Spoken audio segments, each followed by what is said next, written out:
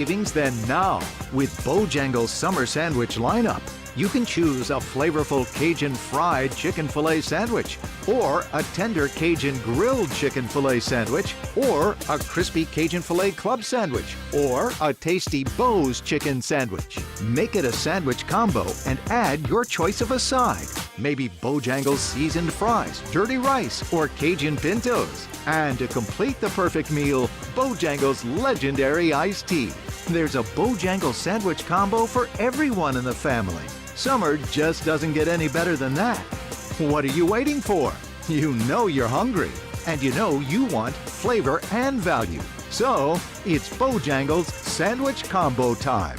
Is foot pain keeping you from living the life you love? Hi, it's Jonathan Cotton with the Good Feet Store, and life is too short to be living with foot, knee, or back pain. When all four arches in your feet are supported, the results can be amazing. Go to goodfeet.com to make your appointment today. Our daughter Jessie loves playing detective. But since we discovered she has sensitive skin, we've been playing detective too. We thought the problem was our puppy. But it was actually our old detergent. So we switched to Tide Free and Gentle. Tide Free and Gentle has no dyes or perfumes, so it's gentle on her skin. If it's gotta be clean, it's gotta be Tide Free and Gentle. This back-to-school season, Tide and Downy are giving back with $1.5 million in scholarships. Enter to win. No purchase necessary. US/TC 17+. End September 30th. Rules. Tide.com/scholarship/official rules. This hour of the Triangle Sports Leader is powered by Ritchie Law Firm Injury Lawyers. He scores! What a comeback! Visit GotBryan.com. That's GotBryan.com. WCMC HD1 Holly Springs. Take us with you on radio, web, app, Alexa, and YouTube. 99.9 The Fan, the Triangle Sports Leader. Today's a WRAL weather alert day as storms produce the potential for localized flooding, even the potential for a localized tornado, especially east of the Triangle this afternoon and evening. Aside from that threat, high temperatures reaching the middle 80s today. I'm meteorologist Chris Michaels in the WRAL Severe Weather Center. Weather update brought to you by Newcomb & Company, where your comfort is their business. Visit newcombandcompany.com. 3 o'clock check of your money. Dow Jones is up 132 points to 40,420. O'Connell with 1 second. Left wing three on the way. Banks it in. He got it. I don't believe it. Jeremy backs out. Has Roberts on him into the paint. Rises up. Big time! Young throws. He's got Tommy. Near side 2-1. Touchdown Carolina. To Ryan. Catch and shoot three. Right wing. He did it again. Ryan has 27. Anderson makes a save. And it's kept out by Martin. What a save. Martin just robbed Liberty. The Drive with Tim Donnelly on 99.9 The Fan. The Drive with Tim Donnelly, 99.9 The Fan on a Monday. I'm Tim Donnelly, Dennis Cox producing the show, keeping us up and running as always. And this is a big week for a bunch of different reasons. One of which is starting tomorrow. Dennis and I will be at ACC Kickoff in Charlotte. Yeah. Bringing you the insights and information from the teams on their assigned days as they get rolling. And we're looking forward to it. We're talking to a lot of people. And we are looking forward to it in a bunch of different ways. Like Wednesday, we'll have Manny Diaz and Dave Clawson on, the head coaches for Duke and Wake. We'll also have Mac Brown, Amarian Hampton, Davin Van, Dave Doran, a whole bunch of different people. Not to mention, and that's just from the state of North Carolina. That's just the state of North Carolina. Not to mention a bunch of others. But the fireworks for today at the ACC kickoff seem to be coming from Jim Phillips, the commissioner. And we have some clips here for you from his opening remarks. But before we even play them, I've seen some of the reaction on social media from Jim Phillips' comments. Mm-hmm. I don't do this often, so I want to make sure we present it right. Good for you, Jim Phillips. Good for you. There's some combative nature to what he said as far as, like, Florida State and Clemson are annoying him, and he's not just going to, like, when all this started with the dramatics around the ACC and Florida State and Clemson, it felt like there was some Florida State and Clemson were willing to take the argument public, and Jim Phillips was much more of a, well, we're going to keep those thoughts in-house, and we're excited about the future of the ACC. It's not air out dirty laundry. And part of me was like, you know what? No, right? If they're going to fight in public, you fight back, right? Don't get pushed around, right? You can only ignore the bully so long before it's like, no, I'm not giving you my lunch money, and you're going to have to stand up to them and see if they crumble. So credit to Jim Phillips. The reaction I've seen is that he actually was a bit impassioned. He was defensive, and he wasn't going to back down, which I think is necessary in a leader in this situation. You can only try to find a political resolution in a boardroom so many times before you're like, you know what? No, if you don't want to do this, let's fight. And that's kind of what he's getting at.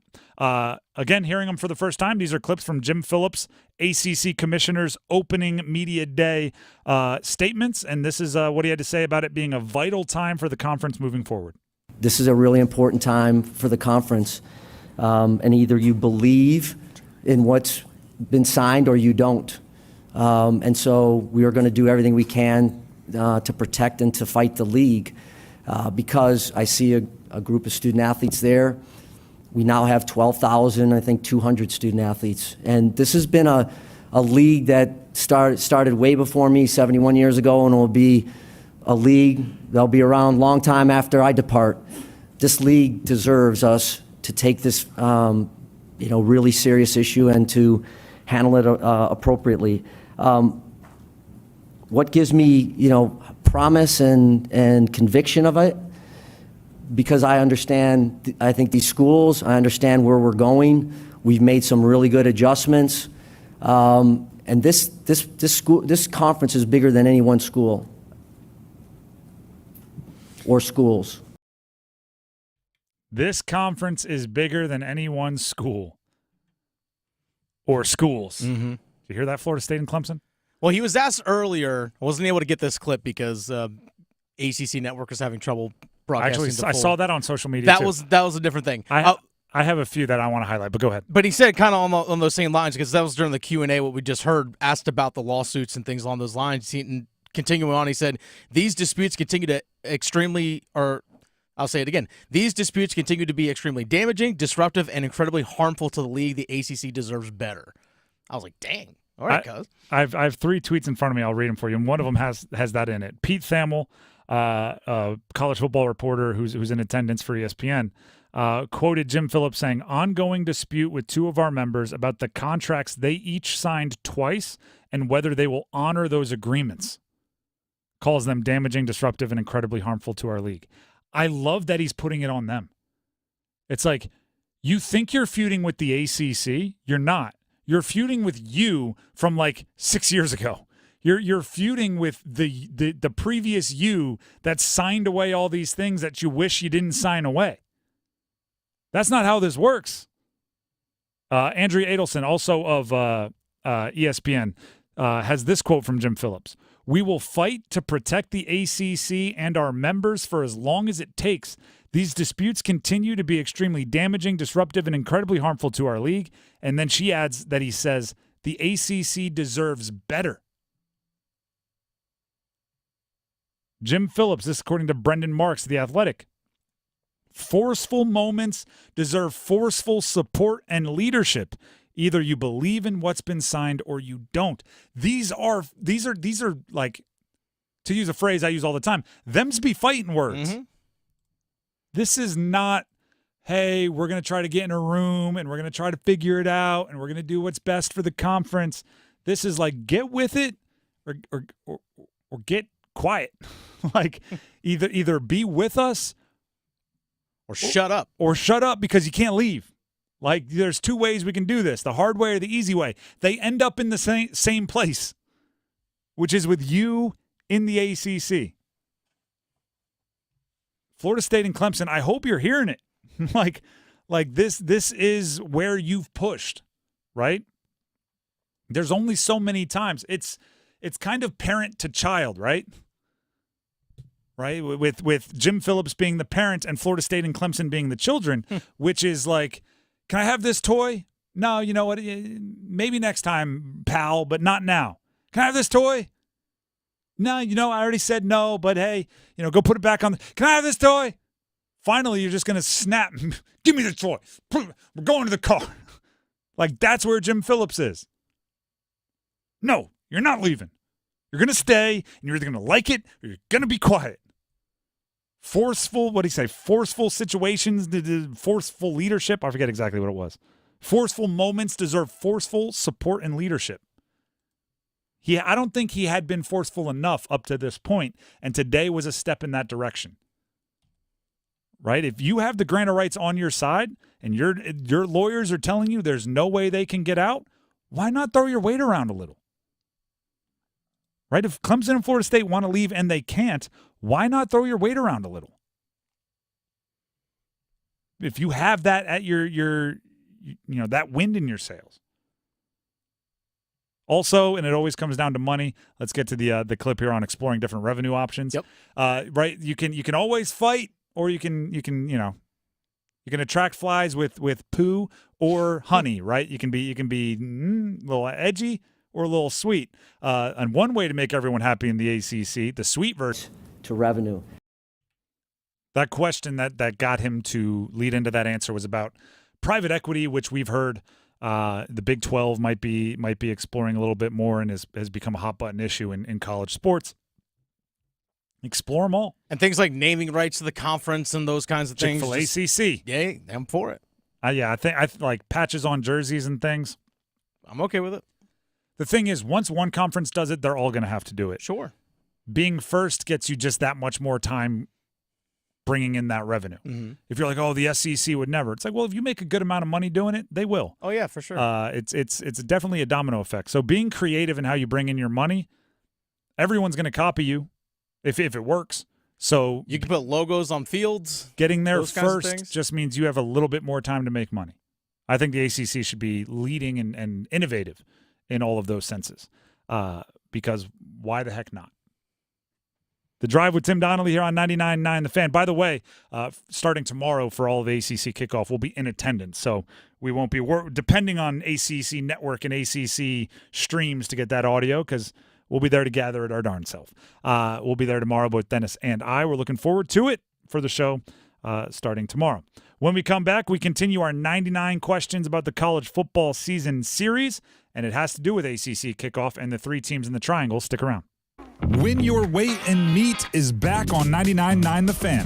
Text PORK, P-O-R-K, to 919-860-5326 and enter for your chance to be one of our finalists. Through August 2nd, we'll pick 10 people to come on air during the Drive with me, Tim Donnelly, and share their weight. On August 5th, we will randomly select one lucky winner, and they will score their weight in meat. Served up by the North Carolina Pork Council and their dedicated team of farmers that put bacon and barbecue on your plate. Learn more at ncpork.org. Lanny went to college and racked up huge debt. A little bit over $100,000. For a degree he couldn't use? Now what? I had a friend that went to my computer career and they talked to me about it. He was done in just months. I did do it online. They even helped him get hired immediately after graduation. One of the things I love about IT is that you can work from anywhere you want. You could become an IT pro in just months with zero experience at My Computer Career. It worked for me and I know it can work for you. It's not rocket science. It's mycomputercareer.edu. That'll be 30 even. That's 90 points! Sorry, that was a lot. Now that I'm getting 3 times the points on food and fuel with the Navy Federal More Rewards American Express card, I get a little too hyped sometimes. Cool. Would you like your receipt? In the bag! Sorry, in the bag, please. Learn more about the everyday, everywhere Navy Federal More Rewards American Express card at NavyFederal.org. Navy Federal Credit Union. Our members are the mission. Navy Federal is insured by NCUA. See if you're a winner every night. Watch live lottery drawings on WRAL TV's 11 o'clock news. That's right, Carolina Pick 3, Carolina Pick 4, and Carolina Cash 5 numbers every night on WRAL TV's 11 o'clock news. See if you're a winner before you go off to bed. Get your lottery numbers live every night.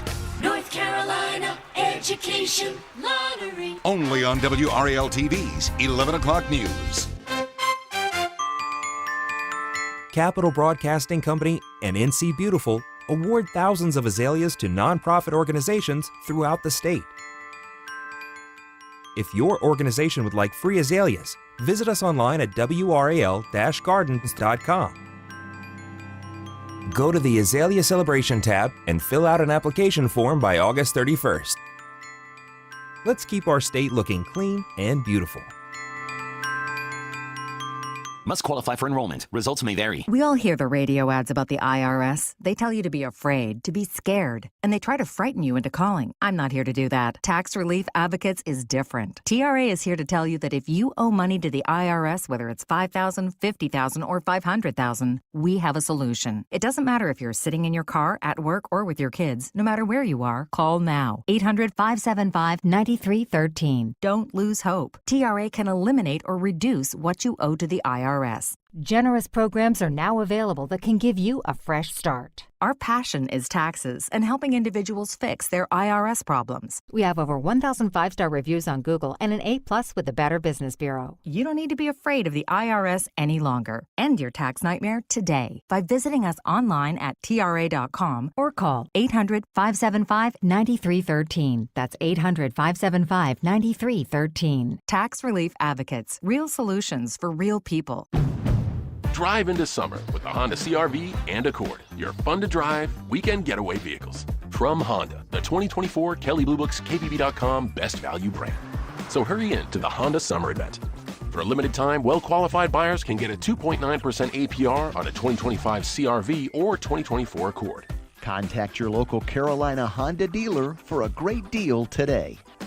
See dealer for financing details based on 2024 Consumer Choice Awards from Kelley Blue Book. Visit kbb.com for more information. For projects big or small, play it safe when you plan on digging and call or click 811 3 working days before you dig. 811 is the first step to getting your buried underground utilities like gas, electric, or internet lines located. Having these lines marked before digging helps keep you, your family, and your neighborhood safe. 811 is fast, free, and it's the law, so don't forget to make the call to 811. Sponsored by North Carolina 811 and the North Carolina Association of Broadcasters in cooperation with this station.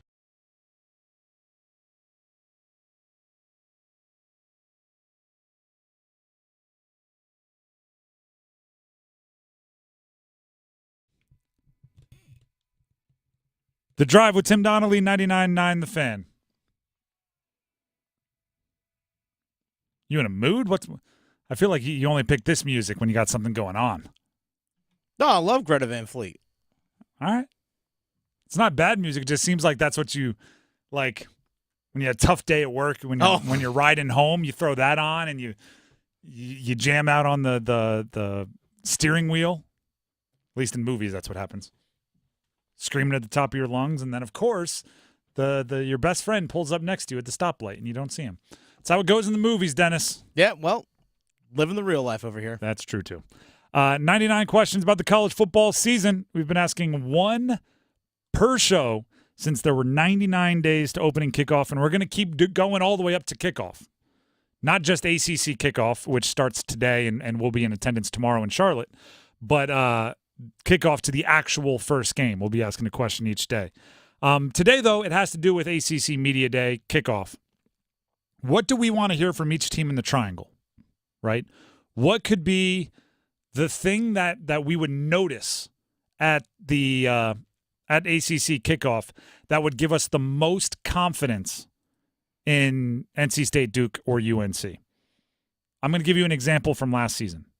And Dennis, I think you can co-sign this for me. Okay.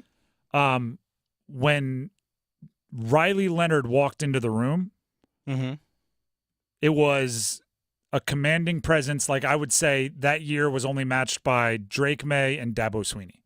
Yeah. When Riley walked in and went, oh, okay. Like, oh, this guy. Kind of ready for his close-up, right? Like you could tell he walked in, owned the room, moved like he was the groom at his wedding. Like, I know everybody's looking at me, and they should be. And I remember thinking that's very, very good for Duke. And then, of course, the first game, he has a 40-yard touchdown run, highlight up the right sideline to seal it against Clemson. And I'm going, yep, that's the confidence I saw at ACC kickoff. So I thought, like, what vibe, what presence, what thing could I notice about one of the three teams from the Triangles, or all of the three teams from the Triangle, at ACC kickoff that would make me more confident going into week one? Dennis, what team shall we start with? Well, you mentioned Duke. Let's go with Duke. It needs to be, I want to notice that everybody truly, and this is one of those, like, you got to kind of shake their hands and look them in the eye. everybody truly believes in what Manny Diaz is selling. Because it's been a long time since Duke reached the heights that they reached under Mike Elko. And I wouldn't be surprised if some players wanted like a Mike Elko disciple to take over, right? You want to keep that system. You want to keep things rolling because you reached the top, whatever it was, 16 in the AP poll, and College Game Day was there, and you took Notre Dame down to the wire, and you beat Clemson, and you did all these cool things, and you wanted to build off it. Instead, the program went in a different direction. Went and hired Manny Diaz. And the hard part is you got to buy into that as hard as you bought into the Mike Elko program, right? It's a different coach, a different way. He's going to be different. He's going to do things differently. It's the buy-in that has to be the same. Especially from guys that are seniors that were recruited by David Cutcliffe, then played under Mike Elko, and now have Manny Diaz coming in. Like, those are the guys you really have to sell. Exhausted. Oh, yeah. It's like, oh, gosh. I know you guys talked about it yesterday. I talked about it on Friday with, like, Riley Leonard, is that – or maybe it was Friday, not yesterday. Goodness. They all run together. But Friday with, like, Riley Leonard leaving, he's that same boat. He was recruited by Cutcliffe, also played under Elko, and it's like, you know what? For my last season, I kind of want to control what my situation is as opposed to being dictated to me. So I think that's something that you need from the buy-in from the seniors. Seniors and basically anyone that was on the team last year. It's going to be easy for the freshmen and the incoming transfers because that's all they know. Yeah, Manny Diaz is Duke's coach to them. Yeah, even Lake Murphy, it's like, who's Mike Elko? I worry that at some point, especially if they hit some adversity, there might be an internal, maybe subconscious vibe of like, this isn't how we did it with Elko, and Elko got us College Game Day in Durham, and it was awesome, and we beat Clemson, and now you're changing everything. I don't know why you're doing that. And it's like, well, he has to because he's him. Meaning he's himself, not he's him, like the new slang. Like, I'm him. What team do you want to go to next? Let's go with NC State. NC State, and the irony of it is I had this same exact thought for NC State basketball last year. Okay. I want to see genuine closeness on the roster from everybody, right? And obviously a football roster is bigger, so it's not like, every wide receiver is going to be best friends with a backup linebacker. But they have a lot of transfers on this roster. Oh, yeah. And you don't want it to be like the here's and the new guys, like the returners and the new guys. From Remember the Titans, we've got an end position and two guards. We don't need any of the new guys on defense. We've already got it all settled. Mm-hmm. You don't want to be the returners and the incomers. So, I want inside jokes, right? I hope they play college football 25 together. I hope there's somebody's having a barbecue in the back of their or a cookout in the back of their off-season or off-campus apartment, and everybody's invited, right? We talked about it basketball season with oh goodness, I'm blanking on his name. Point guard for NC State this past year. DJ Horn. No. The veteran came from University of Virginia, played 3 years at NC State. Casey Morsell. Yeah. I'm going to describe his whole life story before I got there. Casey Morsell said, as a veteran leader, he took it upon himself to make sure all the incoming transfers were included in everything. And as someone that had been a transfer, he kind of took that on. Somebody needs to do that for NC State. For the football team. They need to be friends quickly. Because basketball, right, they waited until the postseason to get everybody on the same page. Football can't wait that long. No. It's got to be from the jump. And then lastly, UNC. I'm fascinated by UNC. It seems like, and Dennis, correct me if I'm wrong. Okay. They're in a legit quarterback battle. Seems like it. Like old school, nobody really knows who's got the edge. I want to make sure I don't sense a divide. Right? I want to make sure, Connor Harrell isn't always walking with the same teammate and Max Johnson isn't always walking with the same teammate. You know what I mean? There's, I used this example earlier today on the Adam Gold Show, and trust me, as I say often, we're not going to get political, but you don't want the locker room to feel like there's two political parties, right? Like I choose a side. I vote Harrell, and I always vote Harrell, and that means that I'm anti-Johnson. Or I vote Max Johnson, and that means I'm anti-Harrell. You don't want that vibe. You want everybody to kind of be able to pull for both, even if one of them's your best friend and the other one is a guy who you don't know that well, or you don't vibe, you don't listen to the same whatever, you don't watch the same TV shows, so you don't have much in common. It's like there's dynamics that come with a quarterback battle that can get testy, and so I want to see if they're pulling off the very difficult maneuver of having like a true all-out quarterback competition, yet there's not a divide in the locker room. If you can pull that off, it's impressive. It means you have a very healthy locker room. When I was coaching and playing with lacrosse in college, it was sometimes a goalie battle. Very similar. And it was a similar type thing, but sometimes we even told our team this, sometimes goalie we could play sometimes depending on matchup, because depending on who we were playing, whatever that we needed for that game specifically, we can actually go with the two like goalie system. I know it's harder to do that with football, but that was actually something that we would implement. Sometimes that's a trick coaches use where they'll say like, hey, no matter who ends up starting, you're both going to have a role. Oh yeah. Right? Because if one's more of a drop back, one's a rushing, you can hey, there's going to be a package of plays in the playbook for each of you regardless. And that can take some of the edge off, because then you don't feel like, if you make a play for quarterback A, that you're messing over quarterback B.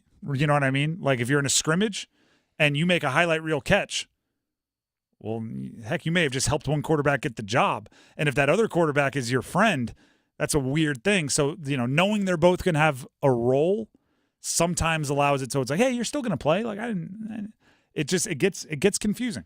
And also, as well as what's the confidence level of the players on the field with the quarterback, or in my situation was in lacrosse, it was the goalie. There was a goalie that I had my freshman year who was extremely talented in a couple areas, but was very, let's say, lacked in a few others. And our confidence was more like in an older goalie, because of just he was able to keep things calm out there on the field. May not have been as good of a ball stopper, but the confidence on the field when he was out there was much higher for everybody.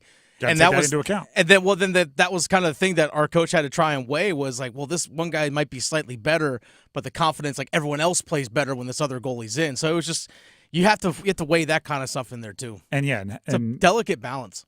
Could we get that confidence to the other guy? And if not, it's the equation. Like you got, it's tough. So there's our question for today, part of our 99 questions about the college football season. And we'll see if we actually hear those things or get those vibes from those teams at ACC kickoff later this week when we're out in Charlotte. Right now, I want to tell you about Miller Lending. My partner's over at Miller Lending, and that includes Gordon Miller. They are the home of the no closing cost loan. Gordon's been doing no closing cost loans since 1987. What that means is you are prepared to take advantage of falling rates, right? That's always the fear, right? You lock in your 30-year mortgage, and you're always like, then almost you want rates to go up to make you feel like you got a deal, right? Even if it's not as fun for your friends and family who might be looking for rates. The thought is always like, you get that kind of woe is me. Like as soon as I lock into this rate, rates are going to drop, and my monthly payment's going to be so much higher. Gordon Miller and Miller Lending can tell you, if you lock in a rate and then rates drop, it's good. Because then you just refinance with no closing costs, no cash out of your pocket as many times as you need to as those rates keep falling. And it doesn't cost you an arm and a leg or, a couple $1,000s each time you do it. You just have to make sure you are partnered up with somebody looking out for you and making sure you don't pay those closing costs like Miller Lending. Go ahead and give them a call, 919-447-3377. That's 919-447-3377. Or you can visit them online at millerlending.com. That's millerlending.com. Miller Lending is an equal housing lender, and MLS number 250-2146. We're going to take a break, but when we come back, Jonathan Brooks, the brand new offensive weapon, the running back for the Carolina Panthers, second-round pick. Non-football injury list to start camp. Stick around. If you love baseball as much as we do, then you'll want to tune into 99.9 The Fan on Sunday nights this summer. This one way back to left. Forget about it. It's gone. Atlanta to Philly, St. Louis to L.A. Major League Baseball's best matchups will come to life. Ground ball diving stop at third by Turner from his knees. He throws on to first and gets him. Sunday Night Baseball on 99.9 The Fan is presented by Baker Roofing and by Law Tigers, North Carolina's motorcycle accident lawyers. Monster Jam, massive stunts, all-out racing, crazy skills. Monster Jam, as big as it gets. The fun begins at the pit party, where you can meet the drivers, get autographs, take pictures, and see the trucks up close. Get your $20 pit party pass at monsterjam.com today. Must have valid event ticket to enter pit party. Restrictions may apply. Rules and activities are subject to change. Visit website for event details. Coming to PNC Arena July 27th and 28th. You expect your home to protect everything you love, but you don't expect the ways water is breaking down your crawl space and damaging your home. Musty smells, sagging floors, mold are just a few signs your crawl space is compromised. But there's one way to get answers to all your concerns. A free home inspection from Tar Heel Basement Systems. We put water back in its place. Get your free inspection at tarheelbasementsystems.com. What are you doing? Eating caviar. Yuck. Get this. Supreme 7 scratch-offs from the North Carolina Education Lottery have the best odds to win $400 with a $4 million top prize. So I'm learning to enjoy rich people stuff. Okay, let me try. Gross. What's next? Ballroom dancing. I'll lead. New Supreme 7s, a shot at supreme riches. Must be 18 to play. Approximate overall odds of winning are 1 in 4.18. Problem gambling helpline 877-718-5543. We buy any car. Why sell your car at WeBuyAnyCar.com? Because when you trade in, you're dealing with a dealer. And sure, they're interested in a good deal. For them, not for you. Come to WeBuyAnyCar.com instead. All we do is buy cars. You get in, get out, and get paid at a fair price. So don't take chances with a trade-in. Go to WeBuyAnyCar.com for a free online valuation. Find out how much your car's worth at WeBuyAnyCar.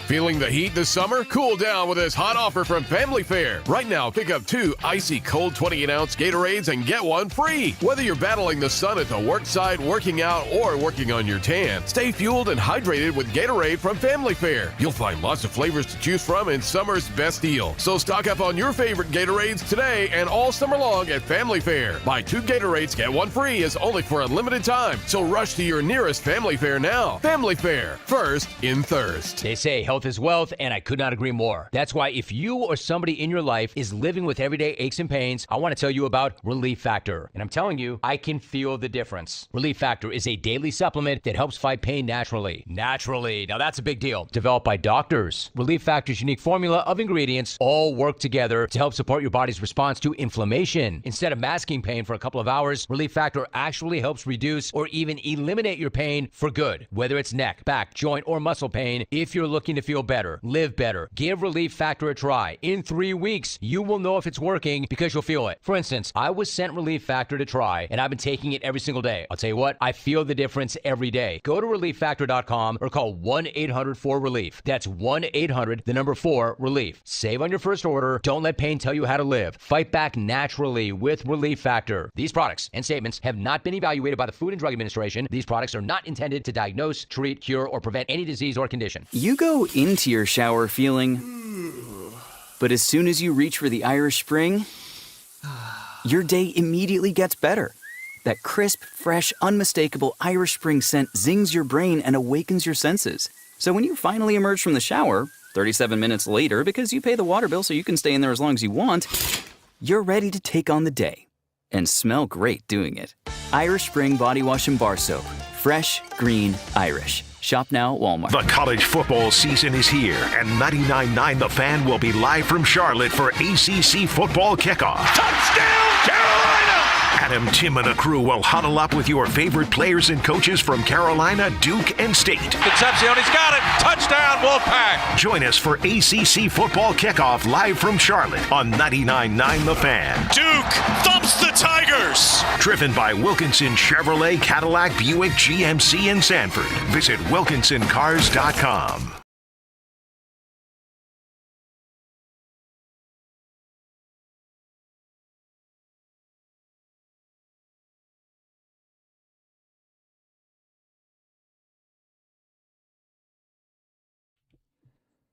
The Drive with Tim Donnelly, 99.9 The Fan.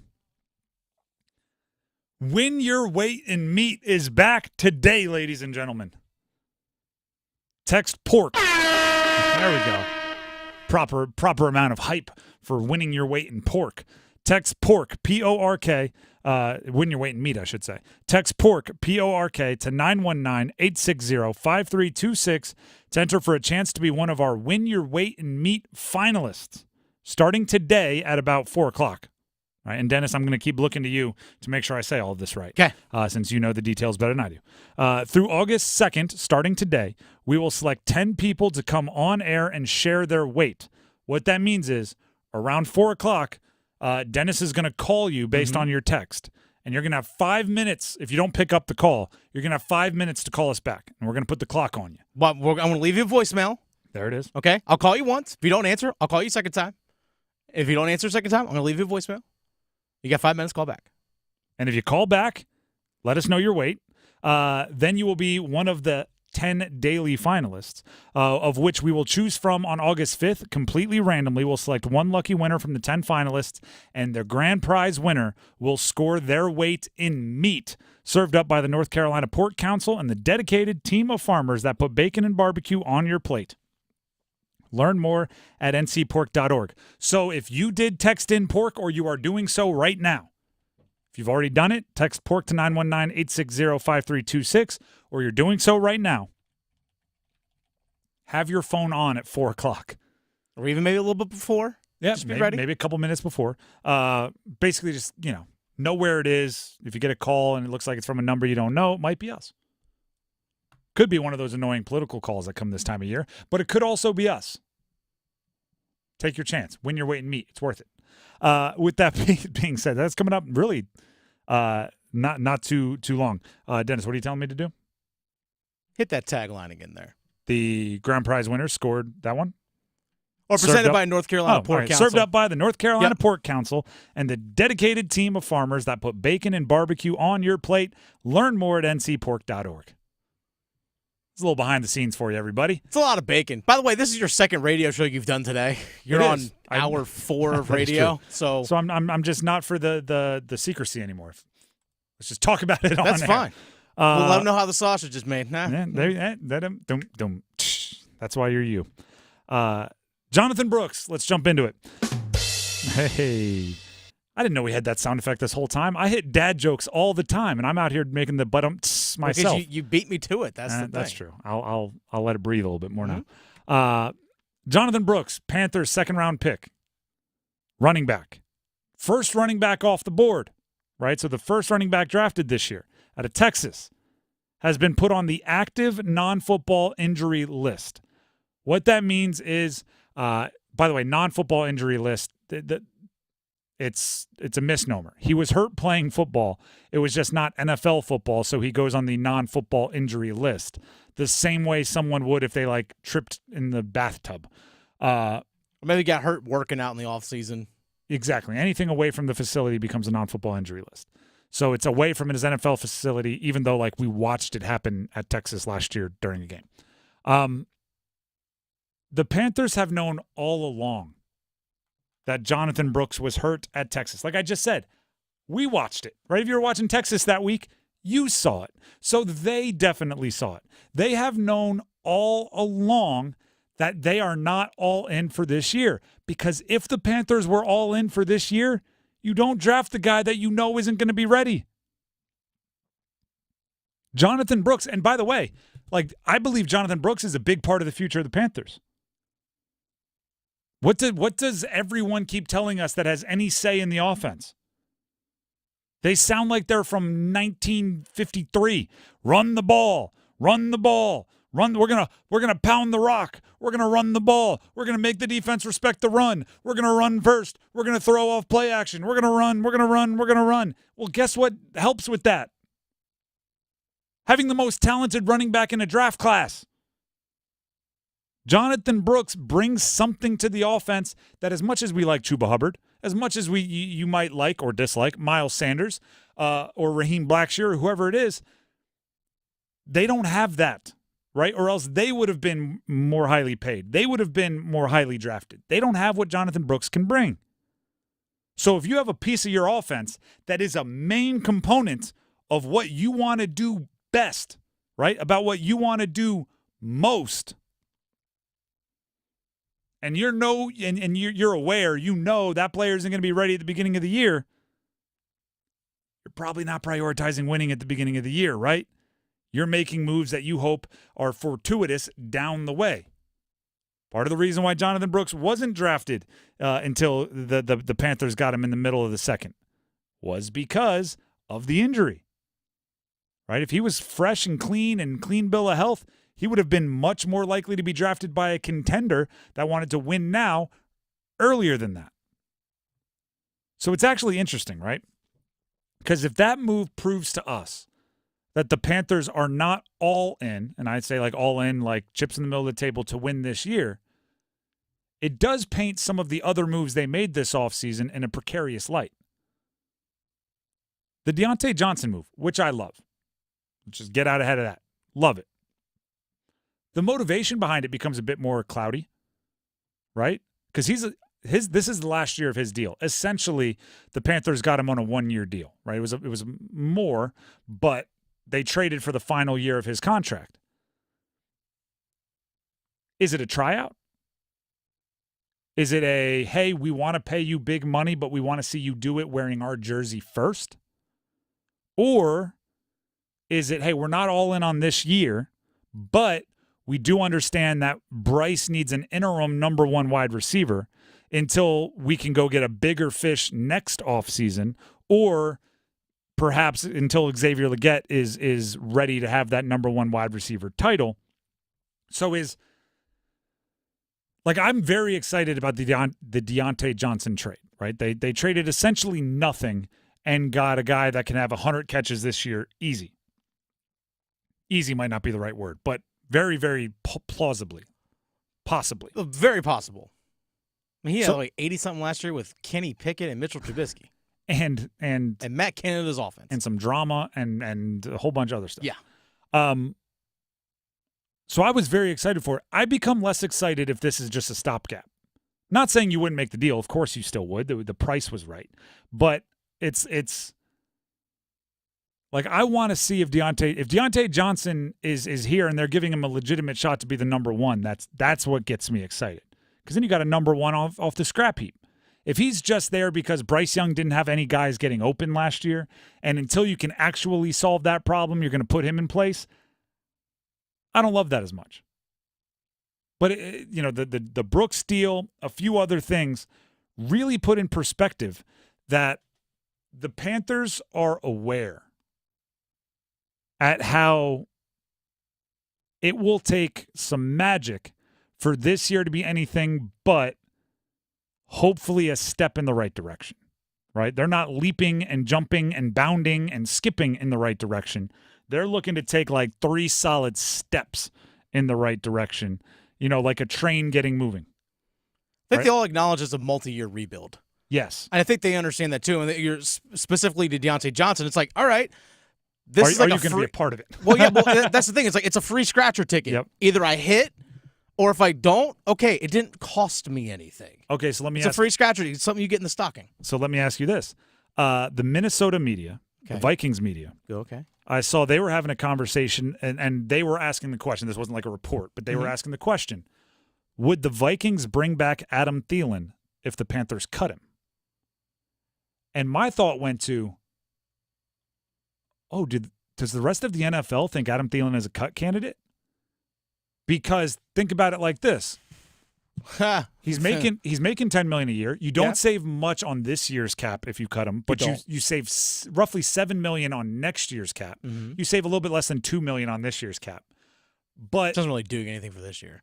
No, but what it does is he eats up a lot of reps, and because he's a gamer. Like if you're just playing to win, which I think every coach should be, you play Adam Thielen.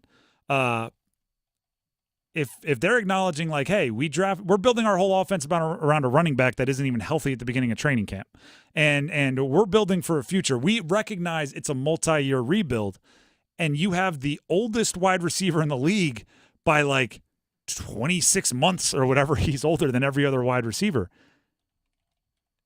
I don't know if it's a ridiculous question, if it's like a right before training camp casualty to, and I wouldn't be surprised if Adam Thielen might not be asking, like, hey, I might want to go play for a Super Bowl contender and try to check off some legacy stuff here, because this is a multi-year rebuild. Your actions are acknowledging that you know it's a multi-year rebuild, and I'm not here for a multi-year rebuild. I have 2 years on my contract, and I'm 34, 35 years old. Yeah, I would say maybe if there was like a team wanted to trade for him, then that's something I would explore. But I don't know if I would just outright cut him because he's Bryce Young's comfort blanket. The last thing you need to do is take away Bryce Young's comfort blanket because everything else is new and different. Yeah, but you got to have that one shred of like, okay, he knew I could throw it to that guy. And there's that level of trust. Like, okay, I could throw it to number 19, Adam Thielen. He's going to be there. And then we saw that a ton last year. Don't take away his comfort blanket. Not right now. I'm going to devil's advocate this bad boy and say I think they want Deontay Johnson to be his blanket. And I don't know if that relationship can develop with Adam Thielen there. Well, let me play with the new toy before you take away my old one. Fair. Yeah. Fair. And maybe it is a situation where they have a conversation with Adam Thielen. It's like, hey, if we're not in it, it's week 6. No, like a trade, if team wants to have like, hey, we'll give you a 4th for Adam Thielen because he can help us win right now. Why not? I'd explore that, sure. By the way, 100%. Just to fight fire with fire, I thought about doing a segment and tagging all the Minnesota media being like, would the Panthers sign Justin Jefferson? Like, stop talking about our guys. He's under contract. Yeah, I know. Like, but obviously they probably think he's their guy because he was in Minnesota for so long. Then you shouldn't have let him go then. Take that. Sorry, well, you had 2 studs come in anyway. Yeah, exactly. It's like, Justin Jefferson. It was Zay Flowers. No, Jordan Addison's there, right? Jordan Addison, who, by the way, might be suspended to start the year. Well, just slow down a little bit. Which Adam Thielen might fit that role for a Maybe couple we should games. tell the Minnesota media to pump the brakes. Yeah. The Drive with Tim Donnelly, 99.9 The Fan. This is another question I was debating on the Adam Gold Show earlier today, but I want to get your take on it, Dennis. Okay. Were the Canes ever really going to trade Martin Necas? Or was it really fun for us to think about and really fun for us to explore, and there really wasn't much movement towards trading Martin Necas? I mean, they had deals locked in, or at least one that we know of. So, yes. Or at least Martin Necas made it clear he wasn't going to sign an extension there. Well, yeah, but as far as the team goes, yeah, they were ready to do it. Okay. That's not. I assumed it was like, hey, if they made preliminary thoughts before we get down to the finalization of this bad boy, would you sign an extension there? Because if I'm obviously you're talking about the Blue Jackets with the 4th overall. Yes. If I'm the Blue Jackets, I'm not going through the arduous process of deciding what I'd trade for Martin Necas before I know he's going to sign an extension. Well, I think they agreed upon terms of if Necas agrees, this is what we're going to do. 4th overall pick's going to come back to Carolina. There might be some other, smaller things involved with it, but if Martin Necas said, "Yeah, I will sign a contract extension with there," it would have happened. So yes. All right, then that's much closer because I was starting to think about it. Everybody seems to be coming to terms now with he's going to be a Cane, at least to start this year, right? Because I'll actually quote Eric Tolsky to NHL.com. He said this a handful of days ago. It's a lot easier to make trades before July 1 when teams have flexibility to go pivot and sign other players to replace whatever they gave up than it is after July 1 when their roster is mostly built. We're continuing to talk to teams, and we don't want to miss an opportunity to make the team better. But teams have less flexibility now than they had in June, so it's harder to find a deal now than it was then. End of quote from Eric Tolsky. So basically you take that logic and you go, all right, so it's more likely that Martin Necas is going to be a Cane. And I was looking at it going, all right, he's going to be a Cane. He kind of fills the role that we need the Canes to fill. The best version of Martin Necas scores goals on the second line.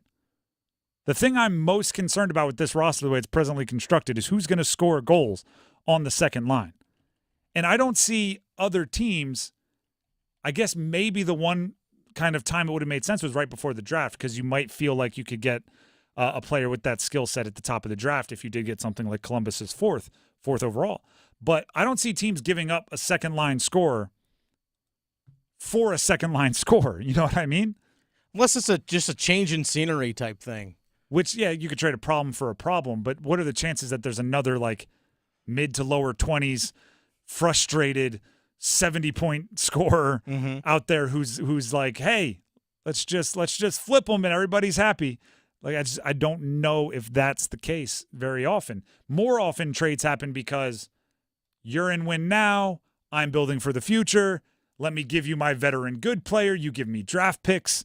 Or, hey, you're strong in the forwards. I'm strong on defense. Like, I got an extra, like, let me give you my extra defenseman. You give me your extra forward. Like, there's a yin and a yang to most trades. The Canes would be giving up a good goal-scoring wing and asking for a good goal-scoring wing or a good goal-scoring center. And it's like, what are we doing here? We're like, it's like chess. Like, you take my bishop, I take your bishop. All right, we're on to the next. Like, it doesn't just make swap them out. Yeah, it's a fair trade, but it's like that. Those trades don't happen that often. Last time I saw that with the Carolina Hurricanes, I remember back years ago when Victor Rask was traded away from Carolina for Nino Niederreiter. It was simply just a situation of these two guys just need a change in scenery for the respective teams. Rask goes to Minnesota, Niederreiter comes to Carolina, and both did well as a result. And sometimes it's simply just that. It's like, you know what? This guy's really talented, doesn't fit our system. That guy over there is really talented, doesn't fit their system. Hey, but he fits us. This guy fits you. Let's just make a trade. Yeah, and I guess those would have, like, I feel like those wouldn't be hard to find, right? It's all about making the dollars work. When those trades happen, it's like, hey, they're dealing with the same thing we're dealing with. Like, I didn't catch any of that vibe. For all of the imagination we let run wild, for all of the speculation that went crazy, there really weren't those types of trades that we imagined or anybody, proposed when it comes to Martin Necas. A lot of the trades proposed were for, other positions, headliners. And, like, looking at what the Canes need, I think Martin Necas fills a lot of that. The hard part is you got to get him to buy back in, right? You got to somehow get him motivated to do it with the Canes and to play it within that system. But, I said this earlier. Eric Tolsky, the new GM for the Canes, he in his introductory press conference, when he spoke here with us on this program, when he talked to other programs, he's made it clear he's not just an analytics guy, right? He doesn't want to be known as just, a spreadsheet and calculator guy that makes all the decisions with that. But there is something to be said for, like, he has a background in hockey analytics. And even before that, even like just analytics in general, not even hockey analytics. Like, he has that to his credit. And I think it would be really, really difficult to find the numbers tell you it's okay to move on from a player like Martin Necas, right? 25 years old, that's going to be good in all the algorithms, right? You expect him to get better. He's not quite in his prime. 71 points and 53 points over the last 2 years. Relatively durable. Like, there's a lot of things that the equations are going to love about Martin Necas. So I think I may have gotten overzealous expecting a guy with an analytics background to say this unhappy player, we're going to trade him because he's unhappy, when he also is probably looking at a computer with numbers screaming, do not let this guy out of your facility. He's everything you look for in a player. Which probably, and by the way, you look at his production and his, like, experience, he probably gets even more attractive to the equations when you throw in height, weight, speed, all the combine stuff you do, like blue line to blue line and all this good stuff. He's a physically gifted player. So I'm just sitting back going, like, I wonder if, they obviously spoke, right? You have an unhappy player, you're going to answer the phone when people call about him. I wonder if it wasn't kind of like a gangster negotiation, right? Where someone might say, hey, we want to offer you this player, and this pick. And Tolsky's like, psh, not even in our ballpark. Click. When we thought it was like, ooh, interesting. Well, let me talk. Let me see. Let me get back to you. It may not have been that welcoming. It may have been like, you're either going to absolutely blow our minds with your offer or no. because this player is really good and he's what we need. And now Tulsky looks at Rod Brindamore and he says, yeah, Martin might be a little weird at the beginning of training camp, right? Might be a little disgruntled. Deal with it, coach. Like, it might just be one of those, you might want to have a conversation with him before you hit the ice. Talk to him. We've heard anything from a 1-year deal to possibly an 8-year deal. Those are Eric Tulsky's words, not mine. That's part of what made me go, like, were they ever going to trade him? I just can't imagine you're like, yeah, we might trade him if we get a fair offer, or we'll offer him an 8-year contract. Like, it doesn't seem like that's what you do for someone who you realistically got close to trading. I mean, August 4th is his arbitration hearing, which is 2 weeks from yesterday. So we're looking at essentially 13 days to hammer out a deal. And I want him to do it. I hope so, too. That way we can figure out what's next with Seth Jarvis. Once again, have your phones on, because Win Your Weight in Meat is back.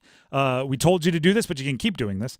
Text PORK to 919-860-5326 to enter for a chance to be one of our Win Your Weight in Meat finalists. In the next couple of minutes here, in the next handful of minutes, Dennis is going to call one of you that has texted in PORK to 919-860-5326. Answer your phone. If you don't, he'll leave a voicemail telling you have 5 minutes to call us back. If you do, you'll have to let us know your weight, and then you will be one of 10 finalists with a 1 in 10 chance of winning your weight in meat. We will announce the winner on August 5th, randomly chosen out of the 10 finalists. Our grand prize winner scores their weight in meat served up by the North Carolina Pork Council and the dedicated team of farmers that put bacon and barbecue on your plate. Learn more at ncpork.org. We'll have our first finalist for Win Your Weight in Meat, and we'll have our football at 4 coming up next.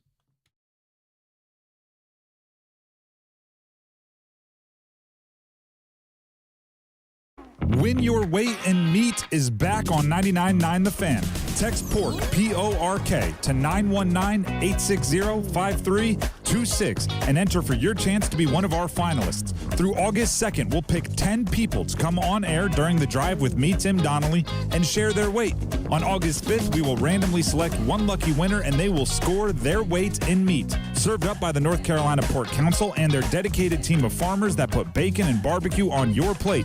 Learn more at ncpork.org. Texting privacy policy and terms and conditions posted at renofi.com/notices. Texting enrolls for recurring automated text marketing messages. Message and data rates may apply. Reply stop, opt out. John, I'm putting my foot down. We can't put off renovating this house any longer. Our kitchen is so small. We need to finish the basement for the kids, and don't even get me started on the bathrooms. Honey, renovating is so expensive. We can't do all those projects. With Renofi, we can. What's Renofi? Renofi loans are a new type of home equity loan only for homeowners doing renovations. We can get up to $500,000 and keep our existing low mortgage rate locked in. With Renofi, we can do everything on our renovation list, and we don't have to refinance? That's right. Renofi loans are the only home equity loan that use the after renovation value. Just what we need. How do we get started with Renofi? Just send them a text. Text TRANSFORM to 323232 and see if you qualify for up to $500,000 to renovate your home with Renofi. Unlock the future value of your home right now to get the money you need without refinancing. Text the word TRANSFORM to 323232 to get started today. Text TRANSFORM to 323232. NMLS number 1802847. Not all borrowers or properties qualify. Loan terms apply.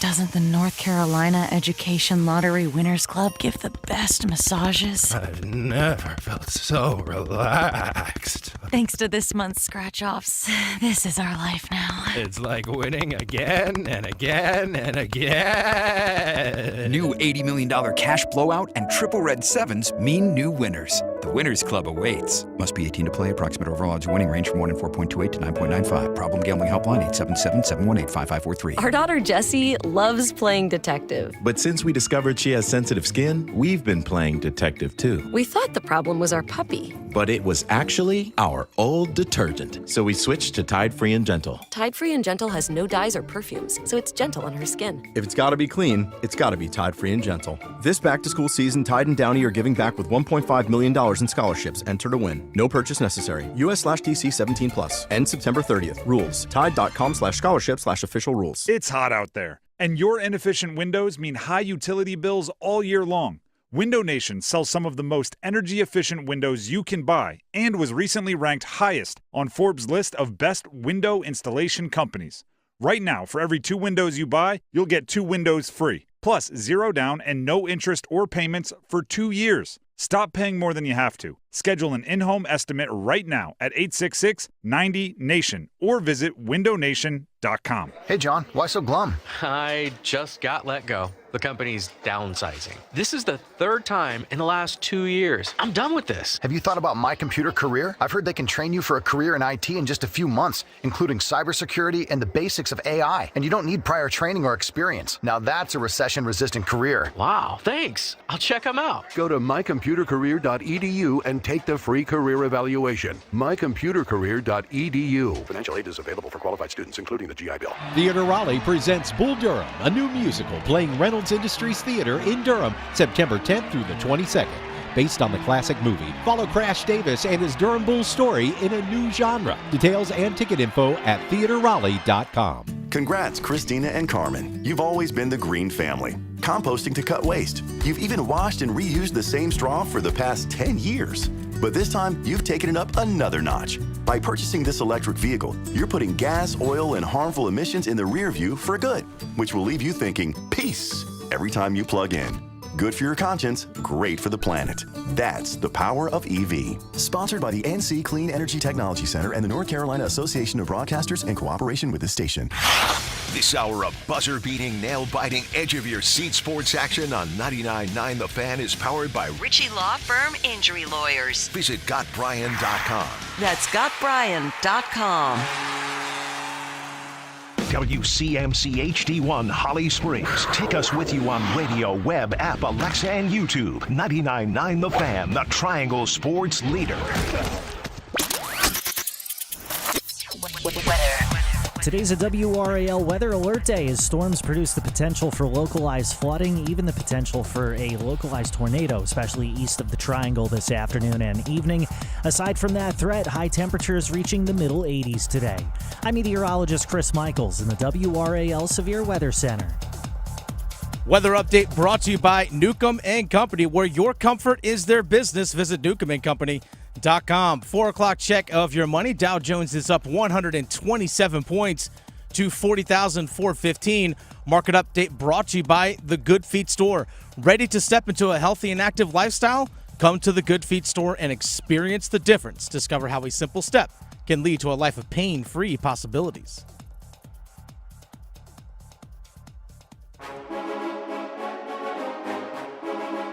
Let's move the chains. Time for Football at 4. Before we get to our Football at 4, we have to qualify a finalist for our Win Your Weight in Meat contest. You can still win. We have 9 more finalists beyond the one that we have sitting on the phone line right now. But to participate, you have to text PORK to 919-860-5326 to enter for your chance to win your weight in meat, be one of our finalists. And then you have to have your phone on around this time every day over the next 9 shows through August 2nd, essentially. Our grand prize winner scores their weight in meat, served up by the North Carolina Pork Council and the dedicated team of farmers that put bacon and barbecue on your plate. Learn more at ncpork.org. We are going to qualify as one of our finalists on the phone line right now, Melody from Fuquay. Melody, welcome to the show. Thank you. All you have to do to be one of our finalists is you got to share your weight with us. So what are we looking at? Yeah, 135. That's a lot of bacon. Yeah. There you go, 135. You are one of our finalists. Now we get to dive into your preferences here. Okay. Give us your favorite meat and how you choose to cook it.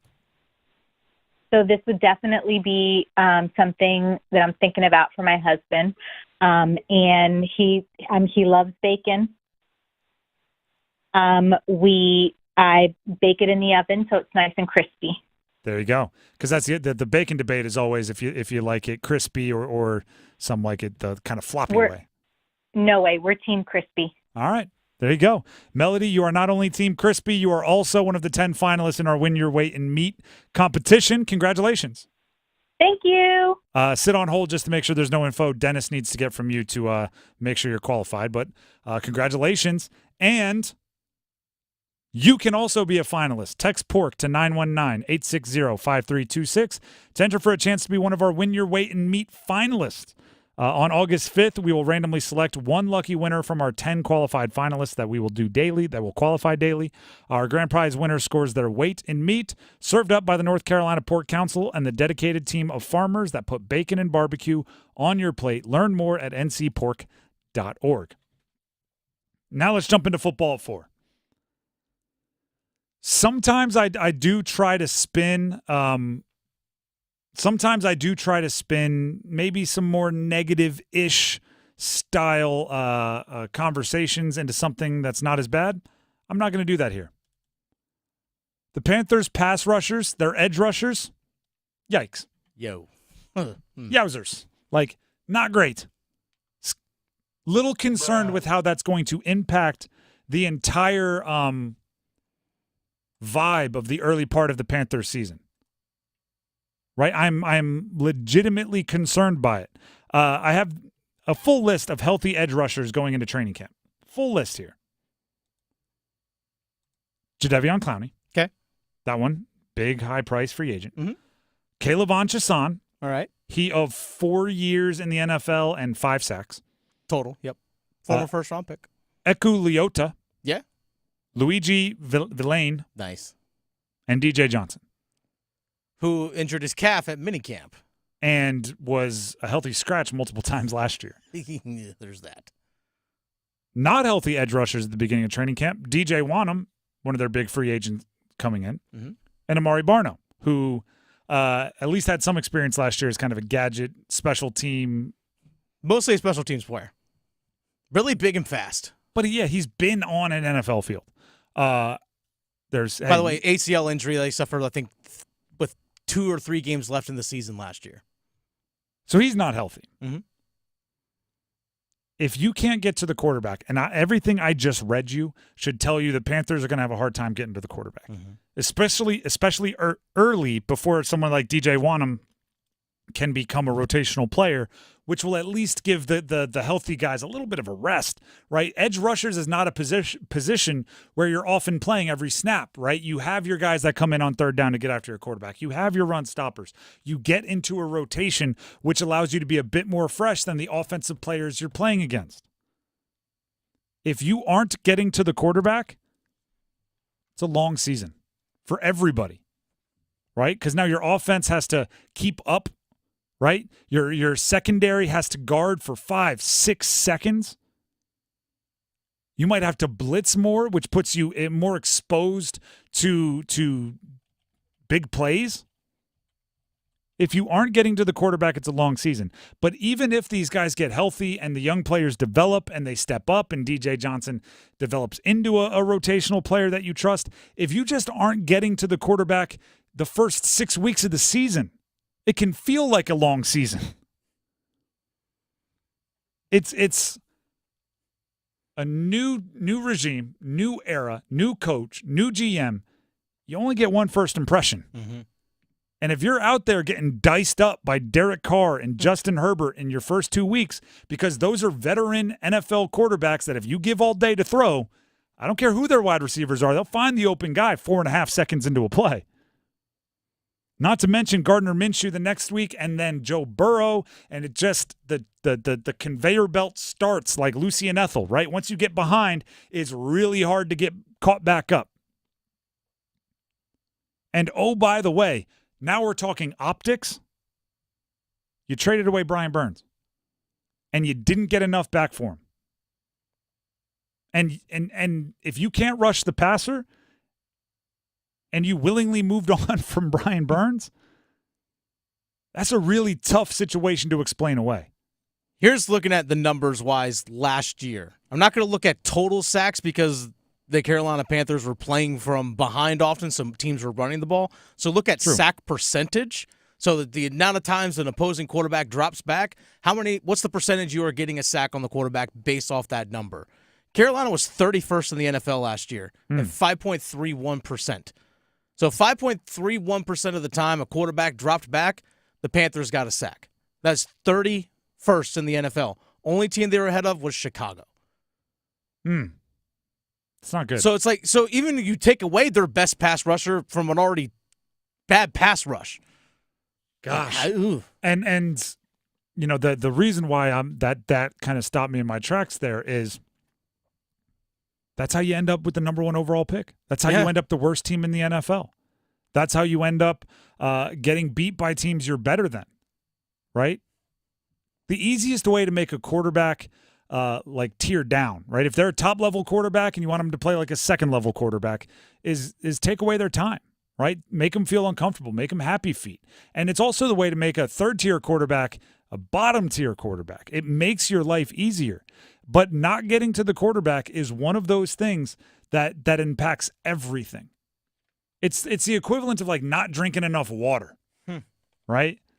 Like if you're dehydrated, just everything stinks. Like if you're not getting to the quarterback, your offense won't be as good, because then as soon as you get the ball, you have to be pushing it downfield. You have to be trying to make up chunks because you have to keep up with what your defense is allowing, and you don't get the chance to establish the run. You don't get the chance to run your counters and set up your play action. You got to be go, and that's tough on your offense. And then if your edge rushing isn't good, it's gonna hurt your stopping the run, because you're gonna look to Derek Brown and you're gonna say, hey, you got to get to the quarterback, man, because our edge rushers aren't doing it. So now he's getting out of position. He's taking chances. Your linebackers are doing more than they should. Your secondary is exhausted. If I'm Dan Morgan and Dave Canales, the worst part about this is it feels predictable. Like, it's one thing to go in with a roster that we all look at and go, oh, they're pretty good edge rushers. And then if they just don't rush the quarterback, it's easy to go like, well, players got to step up. But it's a whole other thing to be at the beginning of training camp and going, their edge rushers are not anything to write home about. And on top of that, 2 of them are hurt, and you knew DJ Wanham was hurt when you signed him. You knew Amari Barno was hurt at the end of last year. Right? There's not surprises here. Your edge rushers don't look good, and I'm not surprised by it. It's not a good place to be in the NFL, where every year quarterbacks are getting better, right? The passing games just keep improving. Wide receivers coming out of college are better than they've ever been. Play callers, more creative than they have ever been. Every year, 31 other coaches pick something out of Andy Reid's offense in Kansas City and add it to theirs, and theirs get better. And they do the same thing with LaFleur, and the same thing with McVay, and the same thing with every other offensive wondermind. They're all getting better. And the one tried and true will never change way to attack these passing offenses is to get the quarterback and get him on the ground and hit him and make him think. Tale as old as time. I'll say this: their rush defense, I think, is going to be a heck of a lot better than it was last year. As long as you're not looking to some of those guys and saying, hey, you got to take more chances to get to the quarterback. Yeah. If you look at Derek Brown and say, eat up 2 gaps, take up 2 defenders, and clog the middle, their run defense is going to be great. If you look at Derek Brown and say, hey, man, take a couple chances, run that spin move on the inside, we need you to get to the quarterback, it's going to have impacts everywhere else. The Drive with Tim Donnelly, 99.9 The Fan. Here's Dennis Cox. Hey, Dennis Cox here for my friends over at Loan Pronto. Imagine waking up this time next week and being 100% debt-free. Talking no credit cards, no car loan, no personal loan. Loan Pronto's Equity Express line of credit can make it happen. Homeowners are turning their home equity into cash almost instantly. With Loan Pronto's AI-based system, you can get approval in about 10 minutes with almost no documentation, no appraisal, and no hassle. You can get hundreds of thousands of dollars out of your home. Use that money to pay off all your other loans. The average homeowner saves over $850 a month doing this. Listen, your home value is way up. You can use that to wipe out all those credit cards. Get some money out for that home improvement project you've been talking about doing. Literally hundreds of thousands are at your fingertips, and approval is just minutes away. Call now, 919-381-1760, 919-381-1760, loanpronto.com, 919-381-1760, NMLS 1661781, subject to lender approval, equal housing lender. The Drive with Tim Donnelly, 99.9 The Fan. When we come back, we have the Podium, where Dennis and I will give a gold, a silver, and a bronze to who's next. Remember those ESPN Next magazines? Like, who's next in the biggest athletes from North Carolina? Stick around. The Adam Gold Show. While I'm watching Colombia-Uruguay, not only the end of that match, but the fight in the stands after it. Yeah. Whoa. Heard it got spicy. A horrible, horrible look.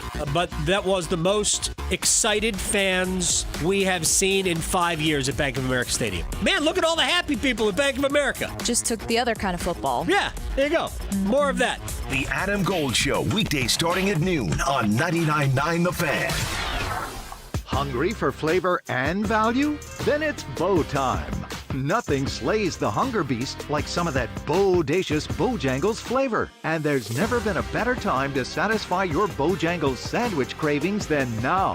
With Bojangles Summer Sandwich lineup, you can choose a flavorful Cajun fried chicken filet sandwich, or a tender Cajun grilled chicken filet sandwich, or a crispy Cajun filet club sandwich, or a tasty Bo's chicken sandwich. Make it a sandwich combo and add your choice of a side. Maybe Bojangles seasoned fries, dirty rice, or Cajun pintos. And to complete the perfect meal, Bojangles legendary iced tea.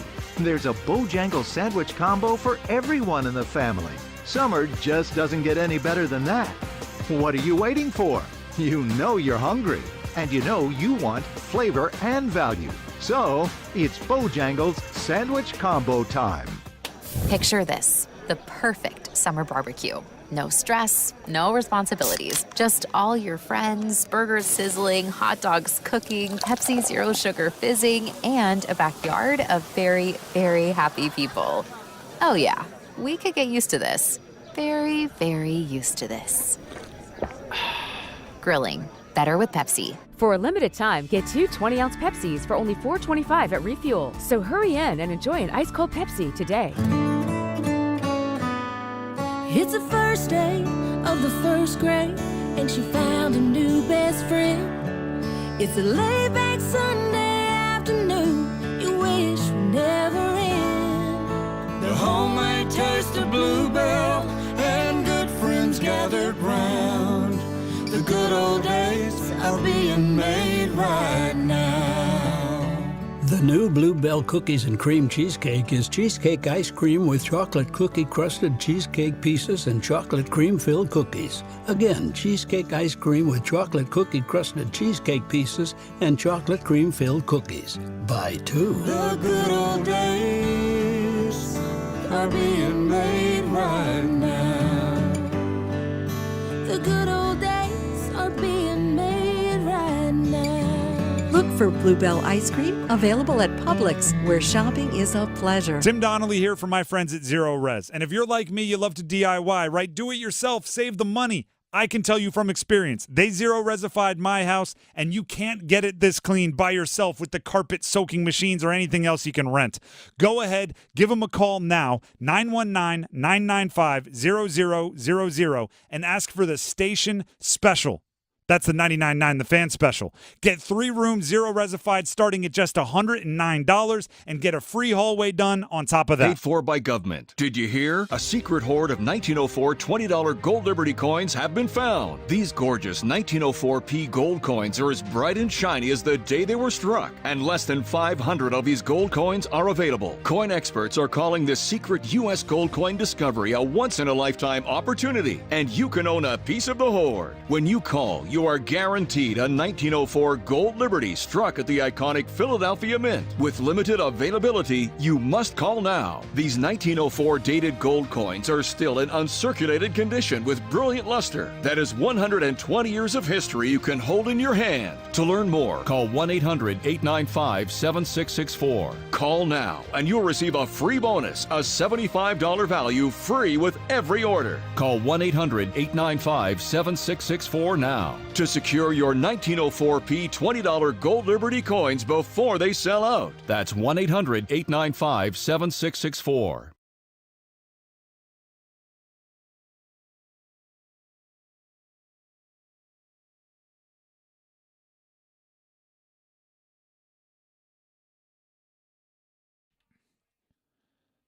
The Drive with Tim Donnelly, 99.9 The Fan. Don't forget to follow our YouTube, please, 99.9 The Fan. There's some cool things going on. And with ACC kickoff tomorrow, Dennis and I will be there tomorrow. as will our social media manager, Ashley. So there's going to be some behind-the-scenes stuff. There's going to be some interviews that might get posted there that maybe we don't get to on air, or maybe get there before we get to them on air. So subscribe to our YouTube is basically what I'm saying. 99.9 The Fan. And when you're there, like videos, comment on videos. You can share them with your friends. Hey, I think you'd like this video. We'd greatly appreciate all the interaction. And also one of the things as well with the with YouTube, if there are interviews that we are taping before we go on live or before Adam Gold is live on air, we might stream those live on YouTube as well. Like, for example, Wednesday, we're talking to, I think in the 11 o'clock hour, we're talking to Davin Van of NC State, as well as Dave Doran, Jordan Waters are all going to join us during that time, even like Dave Clawson from Wake Forest. So there are different times where we're just going to stream it live on YouTube, and we'll replay it live during the show as well. But nonetheless, we're going to have stuff for you pretty much all day starting at like 10 a.m. Thus, subscribe to our YouTube channel, 99.9 The Fan, and you won't miss any of it. With that being said, it's time for the podium. Let's go ahead and fire up the podium music, which is very regal and Olympic. I mean, it's perfectly right on cue, like right on time, because, you know, it is that time of year. It is that time of year. That time of every 4 years, well, or every 2 years. The podium for today is inspired by the top 100 athletes list that just came out by the ESPN. Yeah. Which, by the way, is a bad list.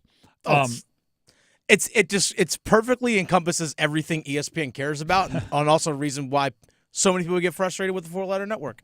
We'll explain 100%. some of our gripes, but I mean, I wouldn't have enough time to dive into, like, how is Kevin Garnett above Peyton Manning, and then just do that for all of the individual discrepancies. But there's some bigger things we'll talk about. But of course, ESPN then put out a follow-up that said, these 25 names are most likely to be on this list that weren't on the original list if we do it again in 2050. So if they do the top 100 athletes starting in 2000 in 2050, who's most likely to be added to the list? And they had 25 names. So I thought we'd answer that question, North Carolina edition. Okay. People with North Carolina ties that were on the original list, which makes them ineligible for our discussion: Chris Paul, Mia Hamm, Tim Duncan, and Steph Curry. Those four were on the list. Man, look at Wake Forest with 2 guys. Wake Forest with 2, Davidson with 1, both basketball players. Duke and North Carolina with none. And, yeah, UNC basketball. Soccer, yeah, UNC with women's soccer with basketball. Mia Hamm. But it's only since 2000, so she wasn't in UNC in 2000. That's true, she wasn't. But ties nonetheless. True.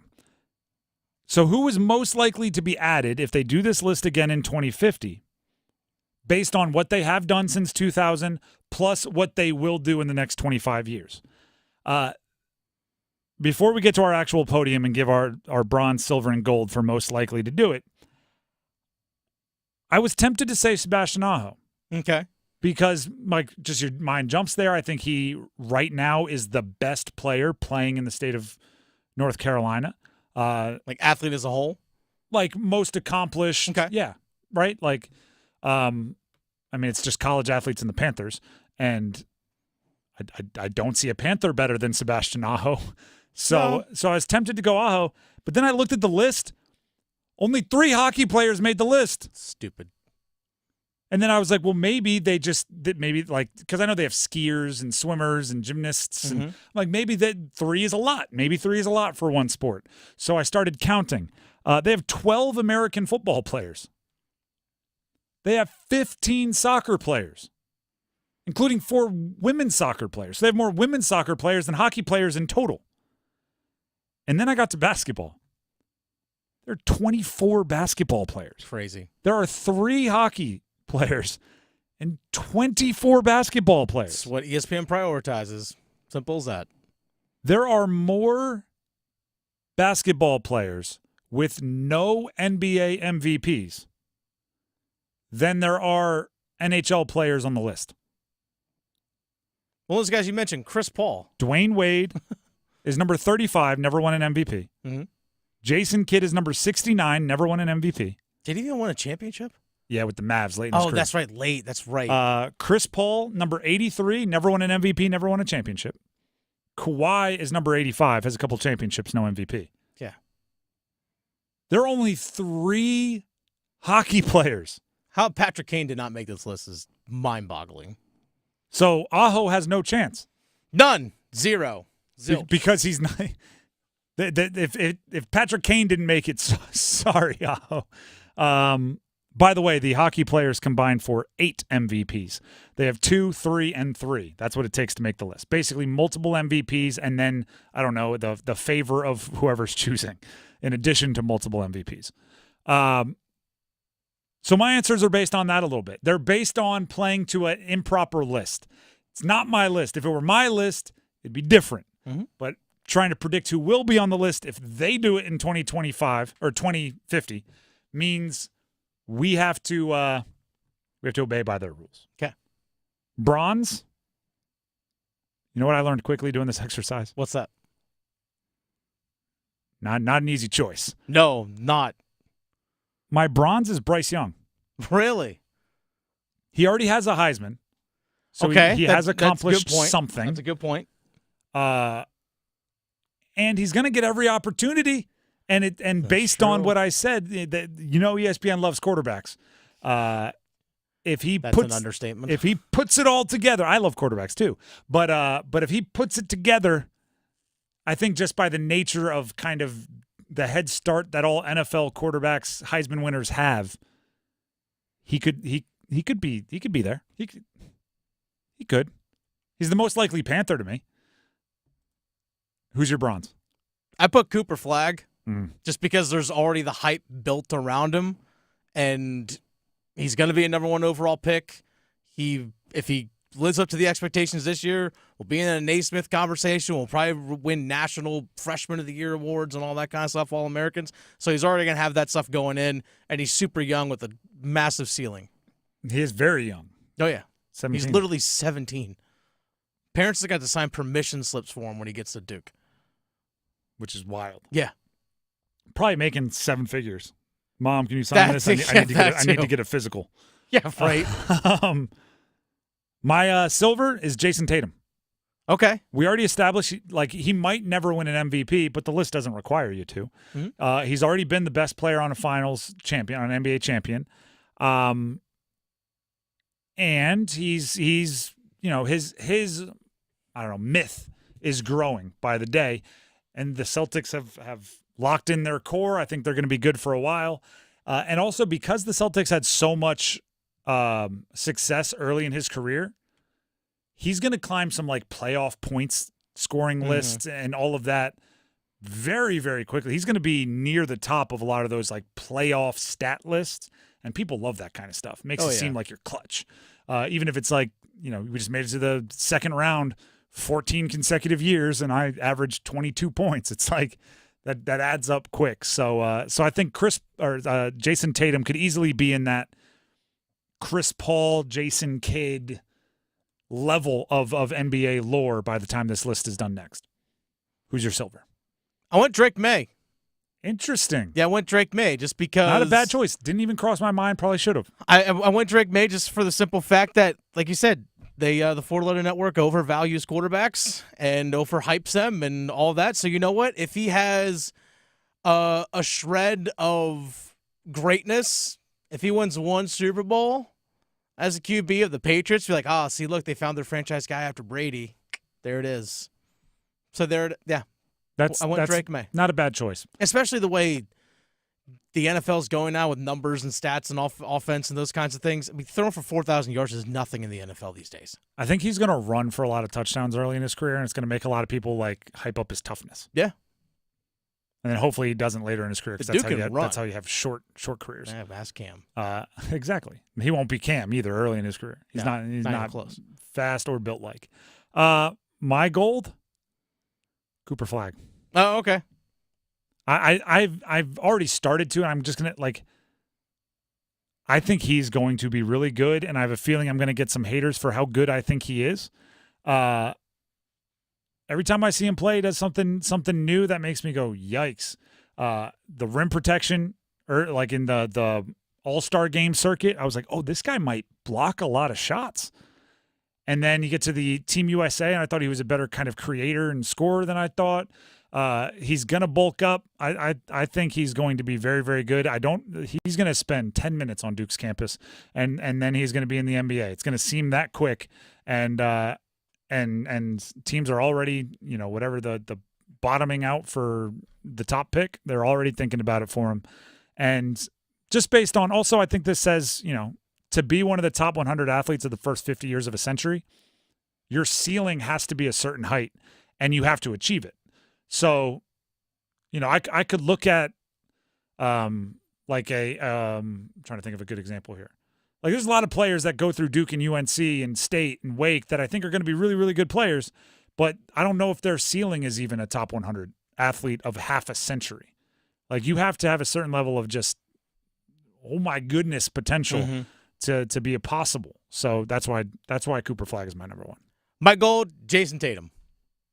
Jason Tatum, for everything that you just mentioned earlier. The most hay's in the barn for him. The most it's already done. If he wins, let's say, especially when you see some of the guys like Jokic and others are going to phase out of the league over the next 5 years, if he wins an MVP and gets back to another finals and let's say wins one, it's just like, all right, he's won 2 finals, add an MVP to that, done. Simple as that.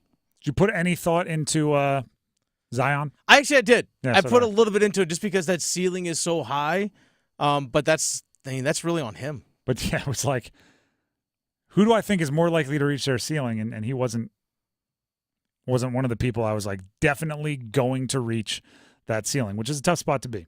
You can check out the ESPN list on ESPN.com, but I would tell you this. If you're easily frustrated or you're perceptible to like throwing your laptop across the room and against the wall when you see something you don't agree with, maybe steer clear, because the list, like I'm sure it was designed to do, does elicit some feelings of like, what the heck were you thinking when you put this person above that person? What were you thinking when you put that person above this person? So yeah, I would like to be able to make those lists, but ESPN doesn't give us a call.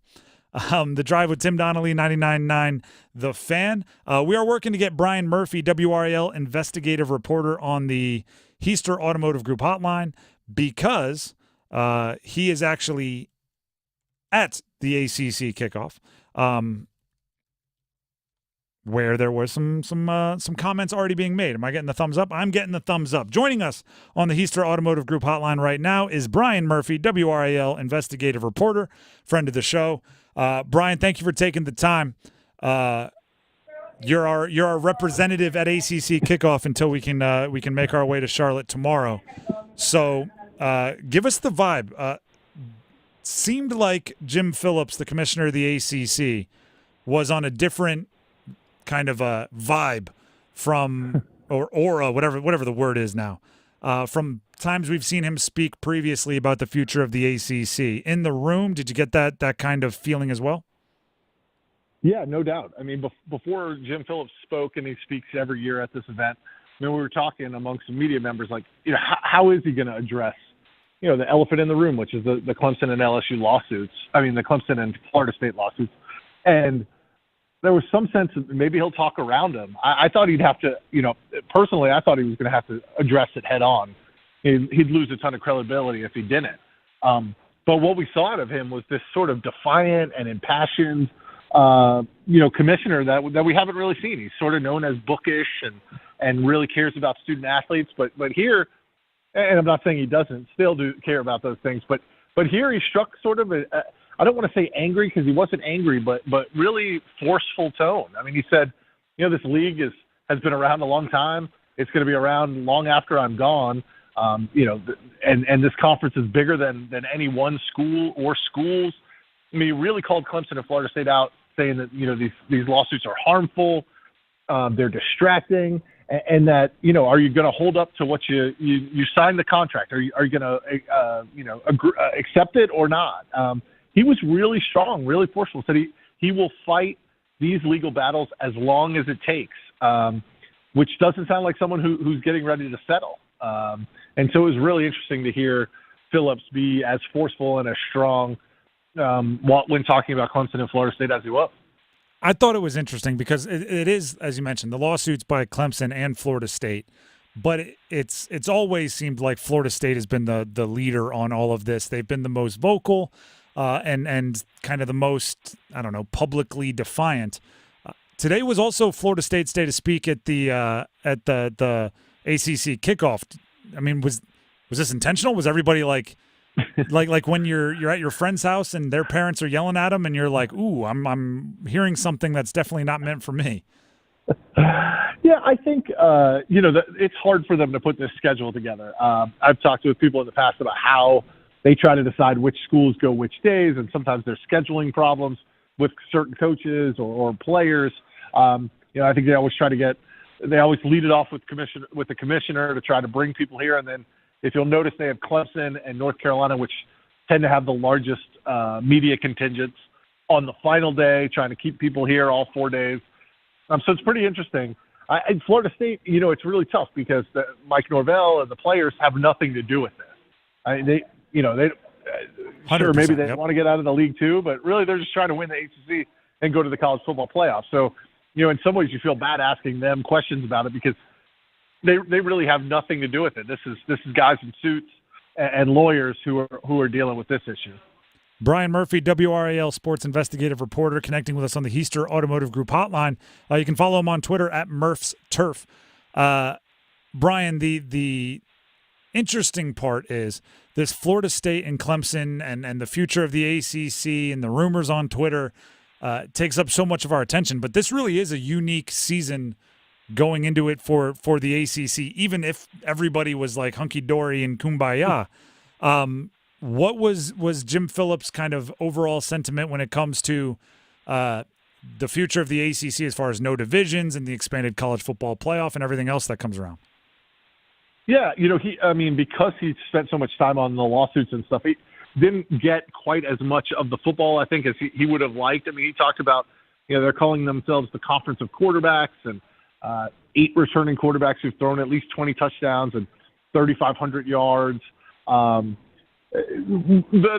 the expanded college football playoff, I think, and Jim Phillips talked about this, sees it as an opportunity for the league to put more than one team in the college football playoff. I mean, we all remember last year Florida State got eliminated, without losing a game.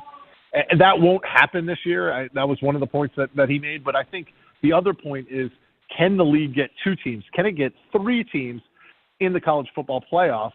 They're set up to do the format gives them the opportunity to do that in a way that they were never going to get multiple teams in a 4-team format like the SEC or the Big Ten could dream about.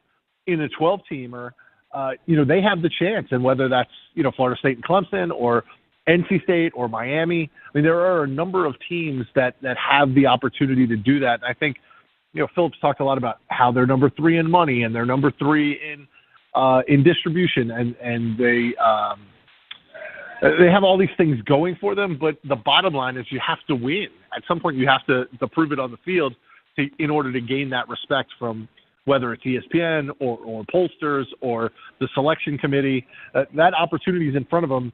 There's nothing stopping the ACC from getting 2 or 3 teams in the 12-team playoff.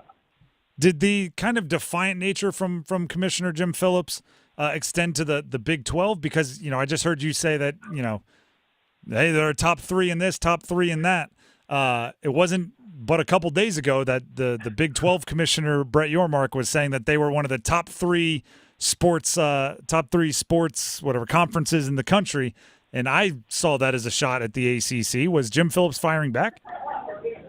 Yeah, he didn't mention the Big 12, and I don't think the Big 12 mentioned the ACC. Somebody on Twitter posted that photo where the guy's celebrating, he's biting the medal and everything, and then you turn out, he's got the champagne popping, and then it turns out he's celebrating 3rd place. That's a little bit of what this feels like between the Big 12 and the ACC.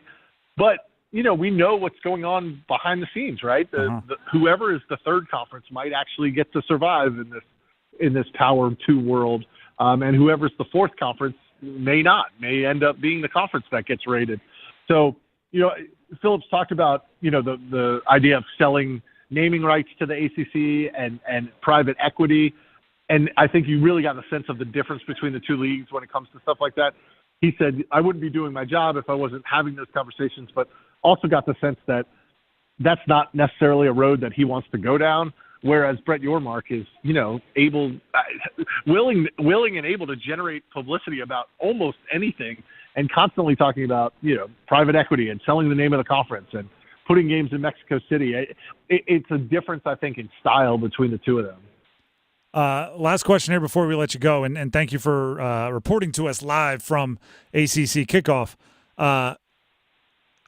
Maybe I'm like old school, but I always thought of the Pac-12 as the conference of quarterbacks, and now the Pac-12's gone, and you see the branding. The ACC has all the signs that say conference of quarterbacks. Are they just trying to jump on vacated land as quick, scoop it up before someone else grabs it? There were some stats that they were throwing out about number of quarterbacks drafted. 8 out of the 32 starting quarterbacks in the NFL this year are projected to be former ACC quarterbacks.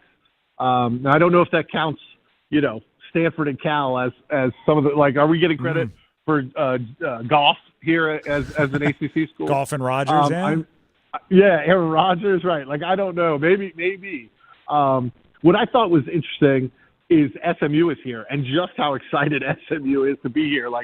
Just talking to them about what is happening in Dallas and the number of tickets they've sold, and they play Florida State in a home game down there. Their AD told me it's going to be bonkers. That was the best word he can come up with for what that atmosphere is going to be like. So, as jaded, I think, as this conversation is about Clemson and Florida State, it was sort of refreshing to see a school that's so excited to be in the ACC. The ACC has given them a lifeline out of the G5 and back to a power conference where they were for many years. And so it was really interesting to see, so much talk, doom and gloom about the status of the ACC. The reporter live from ACC Kickoff. Follow him on Twitter at Murph's Turf, and pay attention to all of his work at WRAL. It's pretty good stuff. He's the best of the best. We're going to take a break. When we come back, we need to ask a favor of someone else in the media, and heck, we may even volunteer as tribute. Specific role that the ACC needs filled. Coming up next. The college football season is here, and 99.9 The Fan will be live from Charlotte for ACC football kickoff. Touchdown, Carolina! Adam, Tim, and the crew will huddle up with your favorite players and coaches from Carolina, Duke, and State. Concepcion's got it. Touchdown, Wolfpack! Join us for ACC football kickoff live from Charlotte on 99.9 The Fan. Duke thumps the Tigers! Driven by Wilkinson Chevrolet, Cadillac, Buick, GMC, and Sanford. Visit WilkinsonCars.com. They say consistency is the key to success. They weren't wrong. So how about grabbing a beer that's consistently smooth, consistently refreshing, and consistently light? You might just find that the road to success can be pretty enjoyable. Michelob Ultra, the perfect balance of taste and refreshment, and only 2.6 carbs and 95 calories. It's only worth it if you enjoy it. Enjoy responsibly. Anheuser-Busch Michelob Ultra Light Beer, St. Louis, Missouri. Texting privacy policy and terms and conditions posted at renofi.com/notices. Texting enrolls for recurring automated text marketing messages. Message and data rates may apply. Reply stop, opt out. John, I'm putting my foot down. We can't put off renovating this house any longer. Our kitchen is so small. We need to finish the basement for the kids, and don't even get me started on the bathrooms. Honey, renovating is so expensive. We can't do all those projects. With Renofi, we can. What's Renofi? Renofi loans are a new type of home equity loan only for homeowners doing renovations. We can get up to $500,000 and keep our existing low mortgage rate locked in. With Renofi, we can do everything on our renovation list and we don't have to refinance? That's right. Renofi loans are the only home equity loan that use the after renovation value. Just what we need. How do we get started with Renofi? Just send them a text. Text TRANSFORM to 323232 and see if you qualify for up to $500,000 to renovate your home with Renofi. Unlock the future value of your home right now to get the money you need without refinancing. Text the word TRANSFORM to 323232 to get started today. Text TRANSFORM to 323232. NMLS number 1802847. Not all borrowers or properties qualify. Loan terms apply. Get in zone, AutoZone. Welcome to AutoZone. What are you working on today? Starting trouble. No one likes that. We can get you set up for some stronger starts. You might just need a fresh charge, and we can take care of that free of charge. But if it is time for a new battery, we've got replacement batteries that'll fit your needs, starting at just $79.99. That's what makes us America's #1 battery destination. Get in zone, AutoZone. Restrictions apply. Adam Gold in studio with my man Patrick Day from the Aluminum Company of North Carolina. All right, everything for the exterior of your home. Do you have a favorite? I have a favorite, yeah. I want to hear it. So windows, doors are my favorite products. The reason why is because we are the best at installing them. You know, there's 1,000 different types of windows on the market, doors on the market, different people installing them, different companies. I don't care how good a window you get. If it's not installed properly, it's not going to do you a bit of good. I always tell people, if you buy a submarine window, the best one in the world, and you have me put it on a submarine, you don't want to get in that submarine. I don't want to get in the submarine either way. I hear you. So anyway, so that's the thing I say. So it's really important that you have things installed properly. We've been around since 1961. We've got a 4.9 out of 5-star Google review ratings, over 800 reviews. Give us a call. We'll come out and give you a free no obligation estimate. It's the Aluminum Company of North Carolina. You can find them online at aluminumcompany.com. Drivers who switch and save with Progressive could save hundreds, which could be life-changing. I mean, you could put that money towards that zero-turn lawnmower you've always wanted. And after using its edge-shaping technology to meticulously sculpt the face of the Mona Lisa into your grass, you'll become the undisputed king of Saturday morning lawn care, leaving your neighbor and sworn enemy Gary to question his place in the delicate neighborhood ecosystem. And it's all because you could save money switching at Progressive.com. Progressive Casualty Insurance Company and affiliates, not available in all states.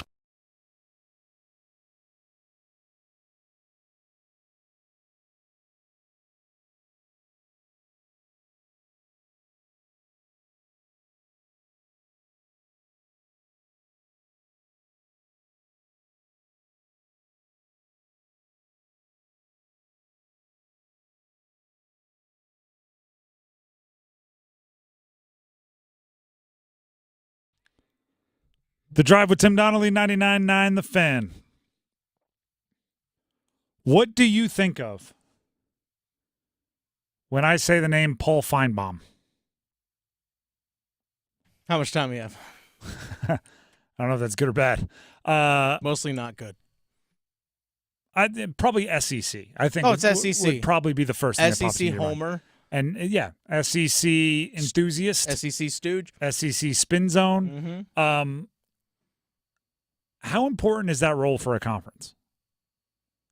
Are we actually, right, before we go further with this, going to give Paul Feinbaum any credit for the SEC standing as the kind of agreed upon most powerful conference in the country? Oh, yeah, I do. And if we do, why doesn't, and by the way, like Jim Phillips brought this up, like this was talked about at ACC kickoff, which is why we're talking about it today. Why doesn't the ACC have one? That seems like something you can create, right? Give him unbelievable access and make sure he knows that whatever this media person is, the ACC Feinbaum, give them unbelievable access and make sure they know their job is to defend them in arguments, right? So much of major sports media, and some of you like it, some of you don't. Some of you say you don't and then watch it, and we know it because the ratings come out, and a lot of people do. So much of major sports media has become, let's put a topic up there and argue. It may have started more civilized, right, like PTI. Then it got to like Around the Horn, and eventually it's just, let's get Stephen A on one side and rotate some people through that he can yell at. Like there's a lot of arguing. Like the probably best example of it is the old First Take where it was Stephen A and Skip Bayless, and I don't know if they believed what they were saying. I just knew that they wanted to be on opposite sides of an argument and they wanted to scream. They convinced themselves they believed it. And maybe. And Paul Feinbaum is a different version of that, which is, if you agree with him about the SEC, like he's not changing his stance. He is always pro SEC. He is always pro Nick Saban. Now he'll always be pro Kirby Smart. And every time like Clemson loses 2 straight games, when everybody else wants to talk about what is Dabo doing, Paul Feinbaum's going to come in with the SEC angle. He's going to say, I guess this means Dabo isn't fit to be the replacement for Nick Saban at Alabama, right? Or when Nick Saban flirts with retirement, he's going to be the one saying, this is the most attractive job in the world. Dabo Swinney would leave Clemson in a minute to go, even though that's not true. But you say it because you're an SEC homer. That's your role in media. Why doesn't ESPN create that for the ACC? Because they're also partnered, just like they're partnered with the SEC, they're partnered with the ACC. And by the way, I know some media people that'd be great at it. Mm-hmm. If they needed it, I could probably spin a yarn about how awesome the ACC is in the face of all and every other argument. Here's what I think the next step is. So everybody talks about this grant of rights, ESPN, ACC, right? This media deal that is holding Clemson and Florida State in the conference. There's a poison pill coming up here shortly. Oh. But only from ESPN's side. Mm-hmm. In 2027, ESPN can opt out. It can. With the ACC, it's due. Yes. The ACC can't, but ESPN can. They can see ya. If ESPN go in on the clause, meaning like they don't exercise it and they extend it to 2036, which is how long the original terms are. If ESPN continues to 2036 with the agreement, they need to do things like create an ACC fine bomb. They're invested in it too, right? They have the ACC network. They need it to happen. They need to use what they have at their disposal to work towards, like, I'm trying to think of the way, like if you invest in a restaurant, eat there occasionally. You know what I mean? Like what you do, or how about this? This is a better way to describe it.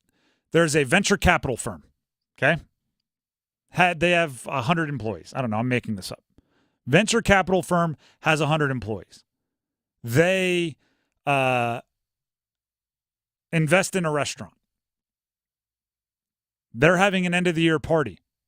Get the restaurant to cater it, right?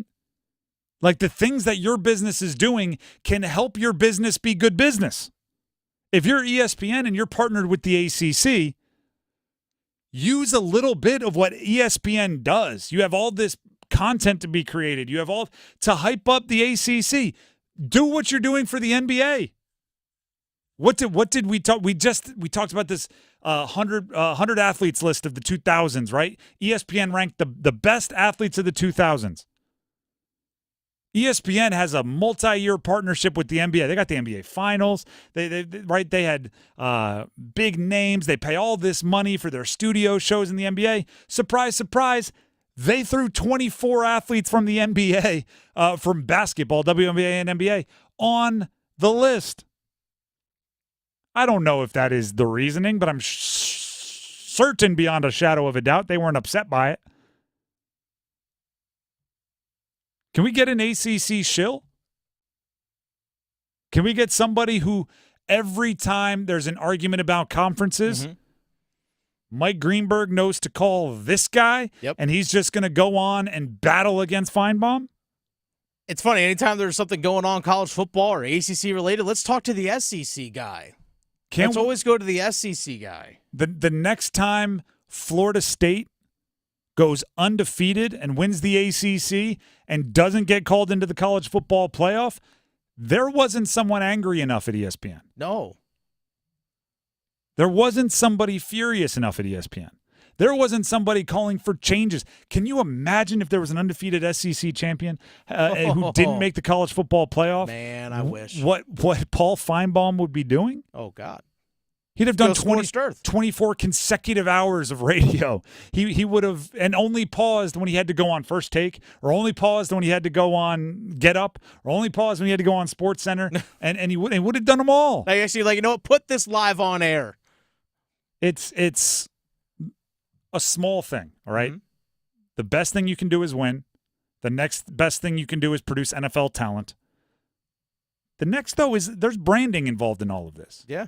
We've talked about this. College sports, not only is it a business, it's an entertainment business.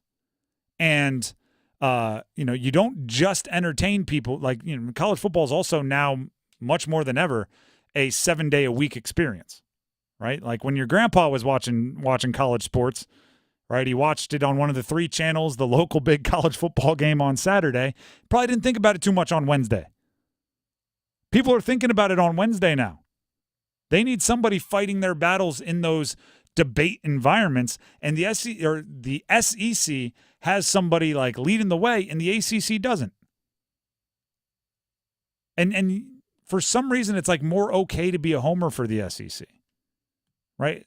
It's more okay to say like, well, I went to Florida, so I'm rooting for Florida, and it's like nobody does that for the ACC. And it's not that they don't produce stars. It's not that they don't win. They have.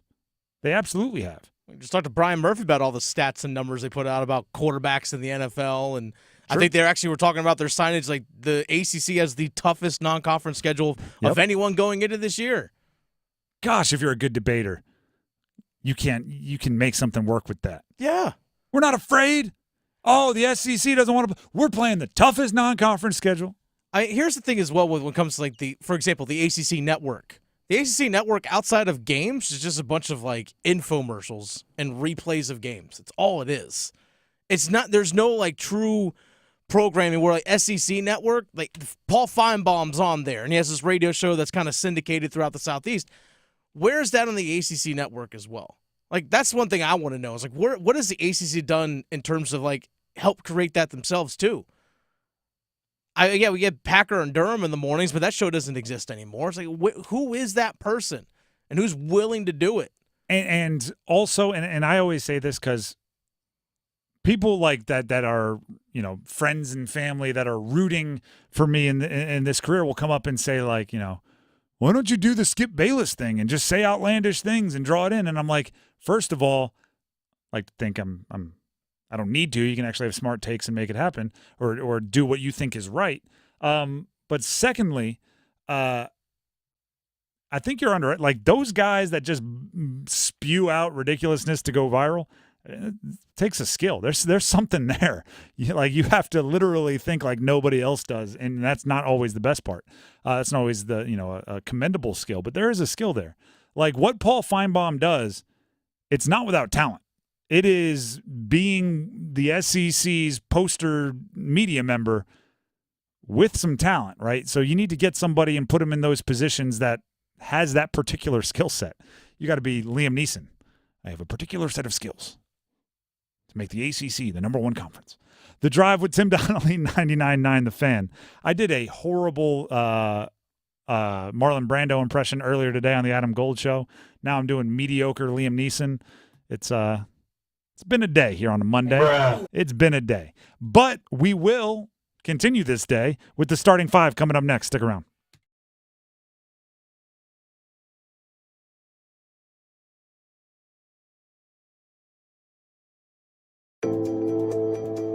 Hi, this is Renee Chu. The most trusted local news in the Triangle is now on the radio. WRAL News Plus. Now get breaking news and severe weather reports on the radio 24 hours a day. Listen on the radio at 96.5 FM in Durham, 99.3 FM in Raleigh, and everywhere in the Triangle at 101.5 HD3.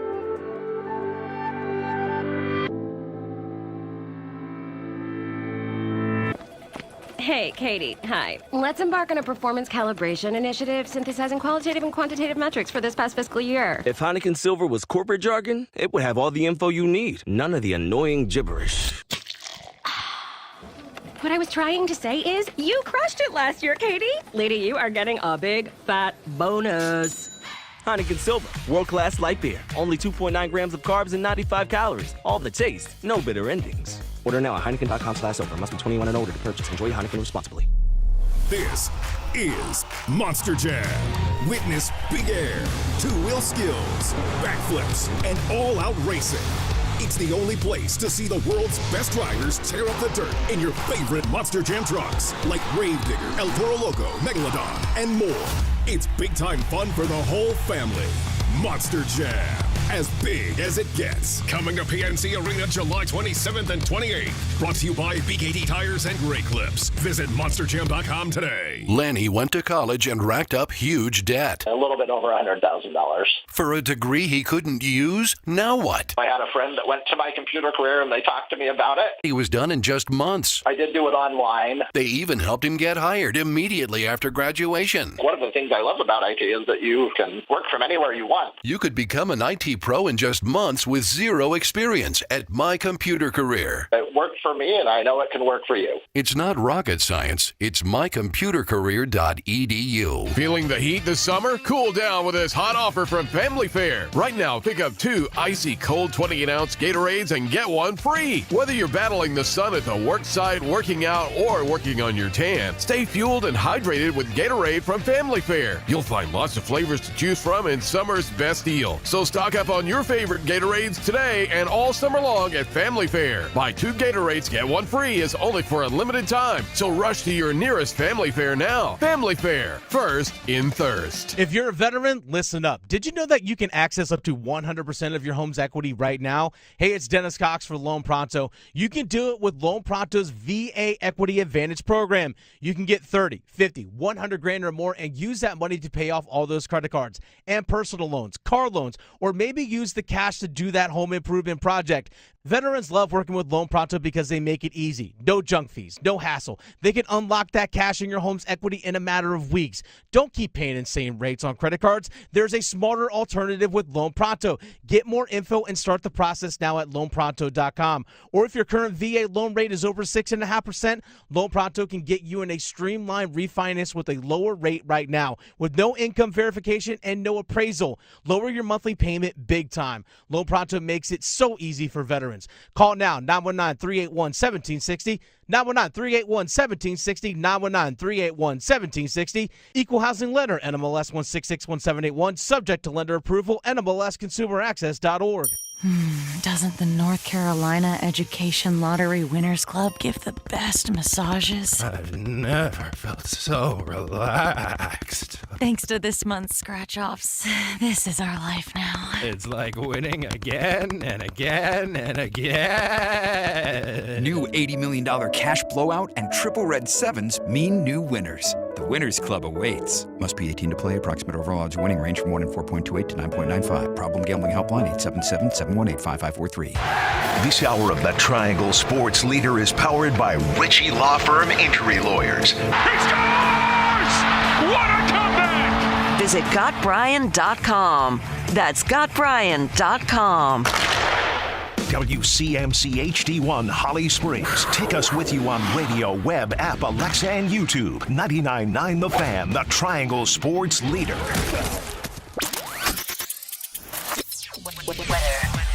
Good afternoon, everyone. I'm WRAL meteorologist Mike May. Showers and storms around this evening and some lingering overnight. Some this evening could be strong, the low 74. Tomorrow we'll have clouds in the morning, a 60% chance for storms in the afternoon, the high 91. Weather update brought to you by Newcomb & Company, where your comfort is their business. Visit newcombandcompany.com. 5 o'clock check of your money. Dow Jones is up 127 points today to 40,415. Market update brought to you by The Good Feet Store. Ready to step into a healthy and active lifestyle? Come to The Good Feet Store and experience the difference. Discover how a simple step can lead to a life of pain-free possibilities. It's 5 o'clock. Time to serve up the biggest sports stories of the day. Here comes your starting 5. The Drive with Tim Donnelly here on 99.9 The Fan. It is time for the starting 5, and as always, we start with number 5. Jonathan Brooks, Carolina Panthers, second-round pick. They traded back and then traded back up to get Jonathan Brooks. He will start on the non-football injury list. He was put on the active non-football injury list for the Panthers over the weekend. Just to explain what that means. That means the injury did not happen during NFL-sanctioned workouts, NFL practices, NFL games. Happened in college. We knew it. They knew it when he drafted him. But he's on the non-football injury list. Active non-football injury list means he can be activated at any time. He on it today, not on it tomorrow, completely legal, completely fair. Panthers wouldn't have been doing anything shady. Basically, when you're healthy, you're active. But you usually don't put somebody there if they're not going to be there for a little bit of time. Sure. This shows what the Panthers think of this season. Mm-hmm. They drafted a guy who I believe they're going to kind of try to build their offense around. It's obviously building around Bryce Young, but part of making Bryce Young a better quarterback is getting him a better run game around him. And part of bringing in Robert Hunt and Damian Lewis as offensive linemen is getting a running back that can benefit from the holes that they will open in the run game. Now, Chuba Hubbard is good. I like Chuba Hubbard. I think Chuba Hubbard has endeared himself to Panthers fans by his can-do attitude. Lunch pail dude. And his durability. Yeah, lunch pail dude. Right? When he's kind of everything Miles Sanders is not. Which reliable. He's usually there. Healthy. He's not usually on a snap count. He's usually like, yeah, I just got my – it's got it like, high load by a linebacker and a defensive lineman, but give me the ball on the dive on the next play. Yep. I'll get you 3 more yards. Let's go. Whether there's 2 yards available or 6 yards available, I'll get you 3 yards. That's what I do. He wouldn't make sense to build the offense around in the same way it would Jonathan Brooks. So you have the player that the Panthers, Dave Canales, want to build the offense around, Jonathan Brooks. They drafted him, but they also drafted him knowing he probably wasn't going to be ready at the beginning of training camp and maybe won't be 100% at the beginning of the year. Right? Remember, he had the knee injury, right? The ACL, not even at the beginning of last year, towards the end of last football season. So there's an on-ramp. Like mid-November, yeah. There's an on-ramp towards sorry, the air conditioning just kicked on in here. Oh, okay. And all of a sudden everything's like flapping in the breeze. Okay. It's distracting me. I'm going to try to lock in and not let this focus slight tornado in the studio get to me. The fact that they drafted him knowing all of that, I don't know you make that decision if you're all in of winning every game this year.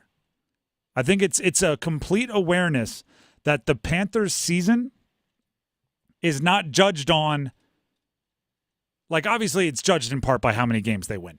Don't think I'm discrediting that, but I think it's more judged on how much better they are in like the last 6 games of the year than the first 6 games of the year. This season is about progress. This season is about improvement. This season is about as guys become healthy, as guys get their roles settled, as guys get more comfortable in Dave Canales' scheme, how much better are you at the end of the year? You want to hit next offseason with momentum. That's what this season is about. And the Jonathan Brooks, kind of all the decisions around him since the draft, point me in that direction. That's number 5. Let's get to number 4. We are the 4 horsemen. Woo! The talk of the college football world. It's not the media days and everybody kicking it off. It's not the commissioners talking. It's not transfer portal or NIL. It's not FSU and Clemson. It's college football 25, the video game. Oh, man. I can't tell you how little interest I have in watching other people play video games online, which has become a massive industry. Oh, yeah. People don't realize the amount of money in that. But if you post a clip and say, like, college football 25 is crazy and the clip is 20 seconds or less, I'm probably going to watch. Yeah. Because I haven't played it yet. I don't have the gaming system compatible with it, but Dennis Cox has. Yeah. Yeah, I do. Give us the review. What is college? Is it as good as NCAA football 2014 is and all the ones that I remember from my childhood? It's so damn good. It's awesome. There's people that I know that have not had a gaming system in 11 years. Yep. Went out and got a new one to play this, and they just will not put it down. It is that good of a game. It's a ton of fun. I wish the one gripe I have with the game, I wish there was more of a soundtrack.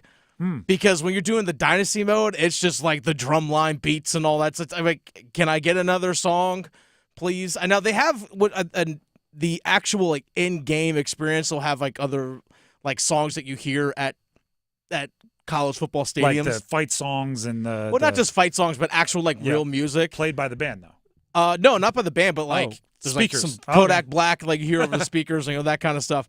So you actually hear that, like, all right, key third down, like, and they have the stadiums going. They did a really good job, I thought, with how they actually made the stadiums look.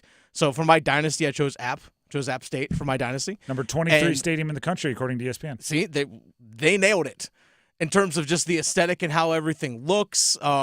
Because if you've ever been to Kid Brewer Stadium out in Boone, the way the trees line the stadium and kind of like the open corners and things like that, and like the small hill that they have opposite the locker room where the team comes out, they hit it. They did an awesome job with it. I actually had played Charlotte in the Dukes Mayo Classic for one of my games last night, and it was at Bank of America Stadium. So they have Bank of America Stadium and all that in there, and it really is a fun game. This is my concern after my very limited research, but seeing people talk about it. Mm-hmm. And this true gamers, like the hardcore gamers, are going to say, like, that's a dumb question. That can't be possible. Is the gameplay too realistic? I mean, you can kind of adapt the gameplay how you want to, but it's relatively realistic, which I actually appreciate and like. I'm seeing somewhere it's like, I'm not running the ball at the middle enough, so the defense isn't buying on my play action, and I'm going like, I don't know if I want to spend like, a minute and 20 seconds of my life running the dive for no yardage just to set up the play action later on in the game. See, here's the thing. I got a pro-style offense. I pound the rock. Oh, all right, I'm very much like 8, 9, 10 yards pickup here. Well, then, like, do you have to like throw the ball to keep them honest, or can you just have your fun? I play action. I do all that stuff. But it's true. It's interesting how they actually did add the element of, for example, like players get tired and stuff. Players get tired, they wear out. But also, for example, let's say like defensively, you get an interception, that other quarterback gets rattled.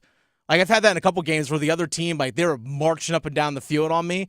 I got a pick six, and their offense just shut down because the quarterback was like, it was in his head. See, I think because they were on the road. I was at home. Stadium gets rocking. Before you know it, he's like spraying the ball all over the place. See, I think that's my problem. I think I'm just not a good gamer. That's fair. Because, like, I remember back in the day playing with, like, again, your buddy, you'd pick USC with, like, Reggie Bush. Oh, Reggie Bush is getting 65 carries. Like, oh yeah, like that's the fun part is like I get to pretend I'm at Reggie Bush. If I gave it to him like 8 times on the opening drive, and then all of a sudden he's tired, I would be like, well, what the heck am I going to do the rest of the time? Like, all right, let me get in the backup and let's sling the rock or no, I want Reggie Bush to like that's the fun part. So like the guy's getting tired is like, again, I'm just not a good gamer. Like I'm like. I did the real football thing. Now I just want to put up 900 yards rushing a game with Reggie Bush. But the graphics and everything do look pretty crazy. They're phenomenal. The recruiting stuff is really neat because you get the added touch with the transfer portal. It's like, hey, these guys are a risk to transfer possibly because of playing style or whatever reasons. Like they have them listed and all kinds of different stuff. One thing I will say to close off on it is that when you're playing other schools, you actually – because so many players bought into having their name in the game, it's like, oh, I've kind of learned rosters on other schools by playing this. It's like, oh, okay. I remember there was I think it was like Madden 02. Uh-huh. You could design your own playbook. Yeah. Like you could literally like draw like a post here. Mm-hmm. And there was some talk about like NFL teams. This was 02, so it was pretty rudimentary, like, but it was still like you could learn the playbook by some assistant to an assistant to an assistant would design their playbook, and then they could all play in the locker room with their playbook to learn. So that's probably coming. All that VR stuff, it's all coming. They're very big on like showing like national stats and stuff like that, like as you're playing a game. And they were very big on Omarion Hampton being like one of the nation's leader in rushing. I'm like, yeah, that tracks. Yeah. All right, it is realistic. This game is smart.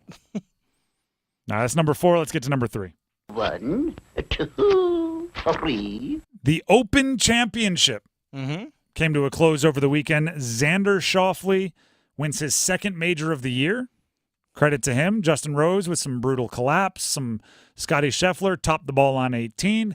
And Dennis, I know you had fun watching Daniel Brown. Oh, Daniel Brown. Daniel Brown was great. You know why? Because he's everything that we want to be when we go on the golf course. Like he has that. So? Well, for example, his opening round, he was 5 under, I think, in his opening round. And it's like played way above his level. Because anytime if we go out and play golf or, a sport or, bowling or, for example, like for me, when I go play hockey, I want to play above my normal level, like above my average, because you just get that such a great feeling. And he did that for that first round. And then he kind of rode the coattails of that to finish in the top 10. But you see him like on Saturday walking up the 18th. He's just in contention to win a major championship. Dude's ripping cigs, just firing darts. Yeah, I'll flick this one, let me stomp it out. Yeah, I'll take a selfie with you. Just living the life. It's like, that's what I want to be. I live vicariously through that guy. It's pretty fascinating. I'm going to read the players right above him. He finished 10th, tied for 10th. Yep.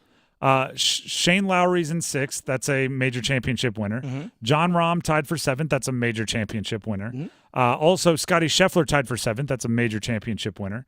Adam Scott is tied for 10th with Daniel Brown. That's a major championship. And then there's Matthew Jordan and Daniel Brown. Yeah. Just living life. Exactly. And you know what? Just like, you know what? I'm going to sit here. I'm just going to enjoy this moment. I'm having fun. It was funny just seeing him, like, just pull it out of pack. He's, like, searching his pockets, like, where's my lighter? You know? Do you know what? And that kind of plays along with it. You know what I like about golf? How quickly your legacy can change. It's because there's 4 majors. Like, there's no other sport where you can win, like, 4 championships in 1 year. Xander Schauffele was the guy that couldn't win the big one, right? Couldn't win the big tournament. Now he won 2 majors and he's a Hall of Famer. Right now, it's like not only can he win the big one, but he's done it twice, and he's now set up for a completely different place. Daniel Brown finishing top 10 in a major, like that opens the doors to so many other tournaments. And you brought it up. He essentially played 1 great round of golf and 3 not letting the wheels fall off rounds of golf, and he completely changed the trajectory of his career. In the last 3 months, Xander Schauffele completely changed the trajectory of his career. Yeah, won 2 majors. Won 2 majors, and if he never wins another tournament and just mixes in a top 10 every now and then, he'll be on tour forever. He'll go into the Hall of Fame. He'll be exempt for all these majors and stuff. It's a really, really cool moment. And, you know, somebody like if you watched Billy Horschel, Justin Rose, these are guys that haven't been in contention at majors recently, and suddenly they are. And it's like now people will pick them next year in like the U.S. Open because it's just everything changes in golf very, very quickly, which seems ironic because it's a very slow-moving sport. It takes 4 days to play 1 tournament, sometimes more, but you know it takes 1 weekend to completely change your life. 1 round to completely change your life. Yeah. That's something we all want to have, just had that one moment. Yeah, your 15 minutes of fame. Like, I don't know if you remember this. Do you remember the guy who was a G Leaguer for the Lakers? And he had been in the G League for like 12 years. And he got called up to the Lakers because everybody was hurt, and it was like the last game of the year. And he scored like 25. It was like a really, really cool moment. In basketball, it doesn't do anything for you. It's like, great. Next year you can start in the G League again. Yeah. And he just kind of had this one bright spot. Daniel Brown literally will get exemptions into a bunch of, if he wants to come to the PGA Tour, if he wants to stay in the European Tour, like he doesn't have to worry about getting his PGA Tour card. Like the rest of his career has changed because he had a great weekend in the Open. And he won $300,000+ doing it too. And not to mention sponsors and everything else. That's number 3. Let's get to number 2. Just the 2 of us. Guess who is the flag bearer at the opening ceremonies for Team USA? There's 2. They've announced the male flag bearer. They have not announced the female, the women's sport flag bearer. Guess who's the men's flag bearer? LeBron James. Of course. LeBron. Now, I'm going to be real old man yelling at a cloud here for a second. I want to be clear. I respect the heck out of LeBron's greatness. LeBron is an unbelievable athlete. He's about to turn 40. I very much celebrate LeBron. Does he not get enough cool moments and attention? There are some Olympians, some legends at their sport. Like I'm not even talking about, you know, people that aren't going to podium. There are some legends at their sport that will never get the amount of love that LeBron gets for scoring 30 in a Tuesday night regular season game in Milwaukee. Could you not find like a kayaker? Could you not find a volleyball player? Somebody that's accomplished something great in the Olympics in which being a flag bearer would be the highlight of their career? Because that's who I think should get to be the flag bearer. The one who it would be maybe a crowning, maybe outside of a gold medal, right? A crowning, like the number 2 thing they've ever done as an athlete. Because here's my question. LeBron's done a lot of cool stuff. LeBron's won Olympic gold. LeBron's won NBA championships for 3 different teams. He won an NBA championship for his hometown team. He's been an MVP. He's broken records. He's the all-time leading scorer. Where do you think being the flag bearer in the Olympics ranks in like his all-time highlight reel? I mean, it's got to be up there, on all honesty, because I don't think it's sniffing the top 10. I mean, I don't know if it does or doesn't, but it's still got to be up there because it's the one time he's going to be able to say he can do it. Just the once. But he does stuff that like it's like just once. Like, hey, you know what? I got to walk out Paris, hold the flag, represent the country. Where do you think this opportunity only comes once every 4 years? Where do you think it ranks for a pole vaulter? I mean, it'd probably be right up there with it. Yeah. 1 or 2, right? If they've won a gold medal, the gold medal's probably 1. Yeah. If they haven't, it probably is 1. Mm-hmm. I think you could spread the love a little bit. I wonder who they do as female athlete. What did you say? I wonder who they choose as the female athlete. Simone Biles? I mean, she's kind of the face of gymnastics. Or Katie Ledecky? Could be Ledecky. But I don't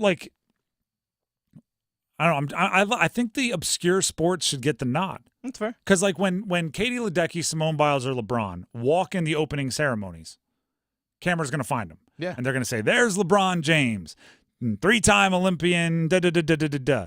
There's Katie Ledecky. She'll be trying to break her own world record in the 1,500 meter. Like, they're going to get said.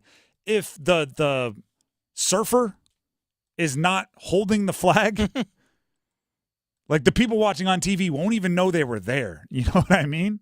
They'll just be another person in a blend of red, white, and blue in the middle of a pack somewhere. So I think they could have used it to highlight somebody else, is all I'm getting at. And end old man yelling at cloud. That's number 2. Let's get to number 1. The 1!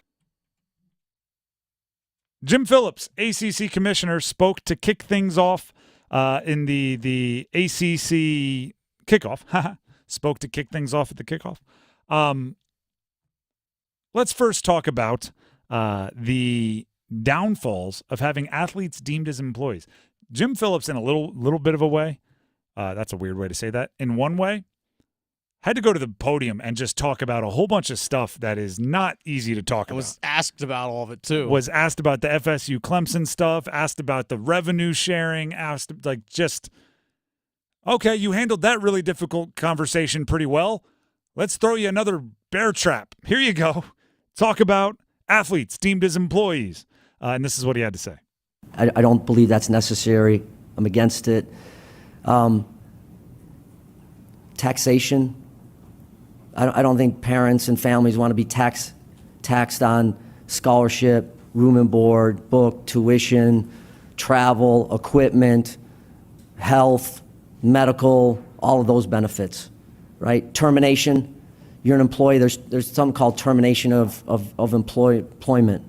I don't think student athletes should have to face that, right? We have nearly 25,000 international students that are on visas. There's a direct conflict as it relates to them working in the United States and being declared employees. So there's a lot of reasons why, but ultimately we want to continue to provide student athletes with benefits. And you see the evolution, the Alston Awards, cost of attendance, name, image, and likeness, now the House settlement case. I have a few questions. Because undoubtedly, many of those concerns that he just voiced are legitimate concerns, right? And they are things that would have to be solved if athletes were deemed employees. Particularly, I have no idea how international law works, Like, I don't know what the visa situation of international students would go to. I mean, if you ever filled out a job application, you have to check off, like, would you need sponsorship, work visa in order to be employed here? I firmly believe that what he was voicing there would be something that they have to figure out. Mm-hmm. Do professional athletes get taxed on, like, traveling to games? I'm not entirely sure. There's no way they're getting like, well, you took up one seat on our private jet. That's, $4,000. That's you're going to be taxed. Like, you lose, and this is like a criticism of what Jim Phillips said there. When you just start throwing out words that are supposed to scare people, it takes away from the legitimacy of certain concerns, right? Things like termination. Hey, if you're an employee, you can be terminated. That is something that is real. That's valid. But let's not pretend like you couldn't sign him to a 4-year contract. Yeah, we see that broken all the time, though. But then there'd be buyouts coming. You'd have to pay them if you wanted to fire them. Mm-hmm. If they're an employee, they're going to get treated like employees.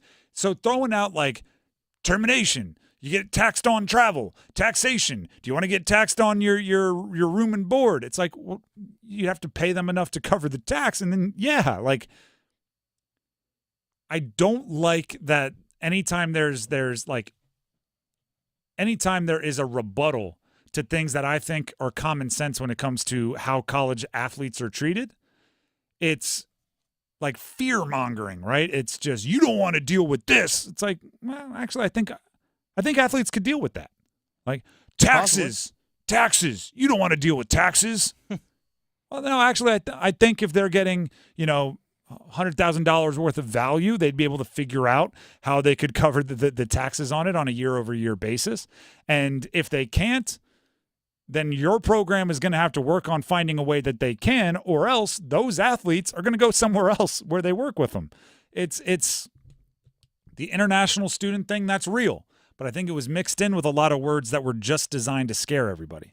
When I was coaching college sports, some of the schools that I coached at, where they gave employees the opportunity to take college classes to further their education, but you could be taxed on that monetary value of that. So is that also included in as well? Like, you could be taxed on if it's $50,000 to go to a college, and am I being taxed on that $50,000 on top of whatever I'm getting paid, and also the other benefits and the value of that too? Like, there is like legit concerns when it comes to that, because I thought about doing that. I was like, I can work on like a secondary degree. It's like, but that I actually might have to pay taxes on the cost of these classes and stuff, even though like it's technically covered. It was just, that's a legit thing. I totally understand it. And every state has different labor laws too.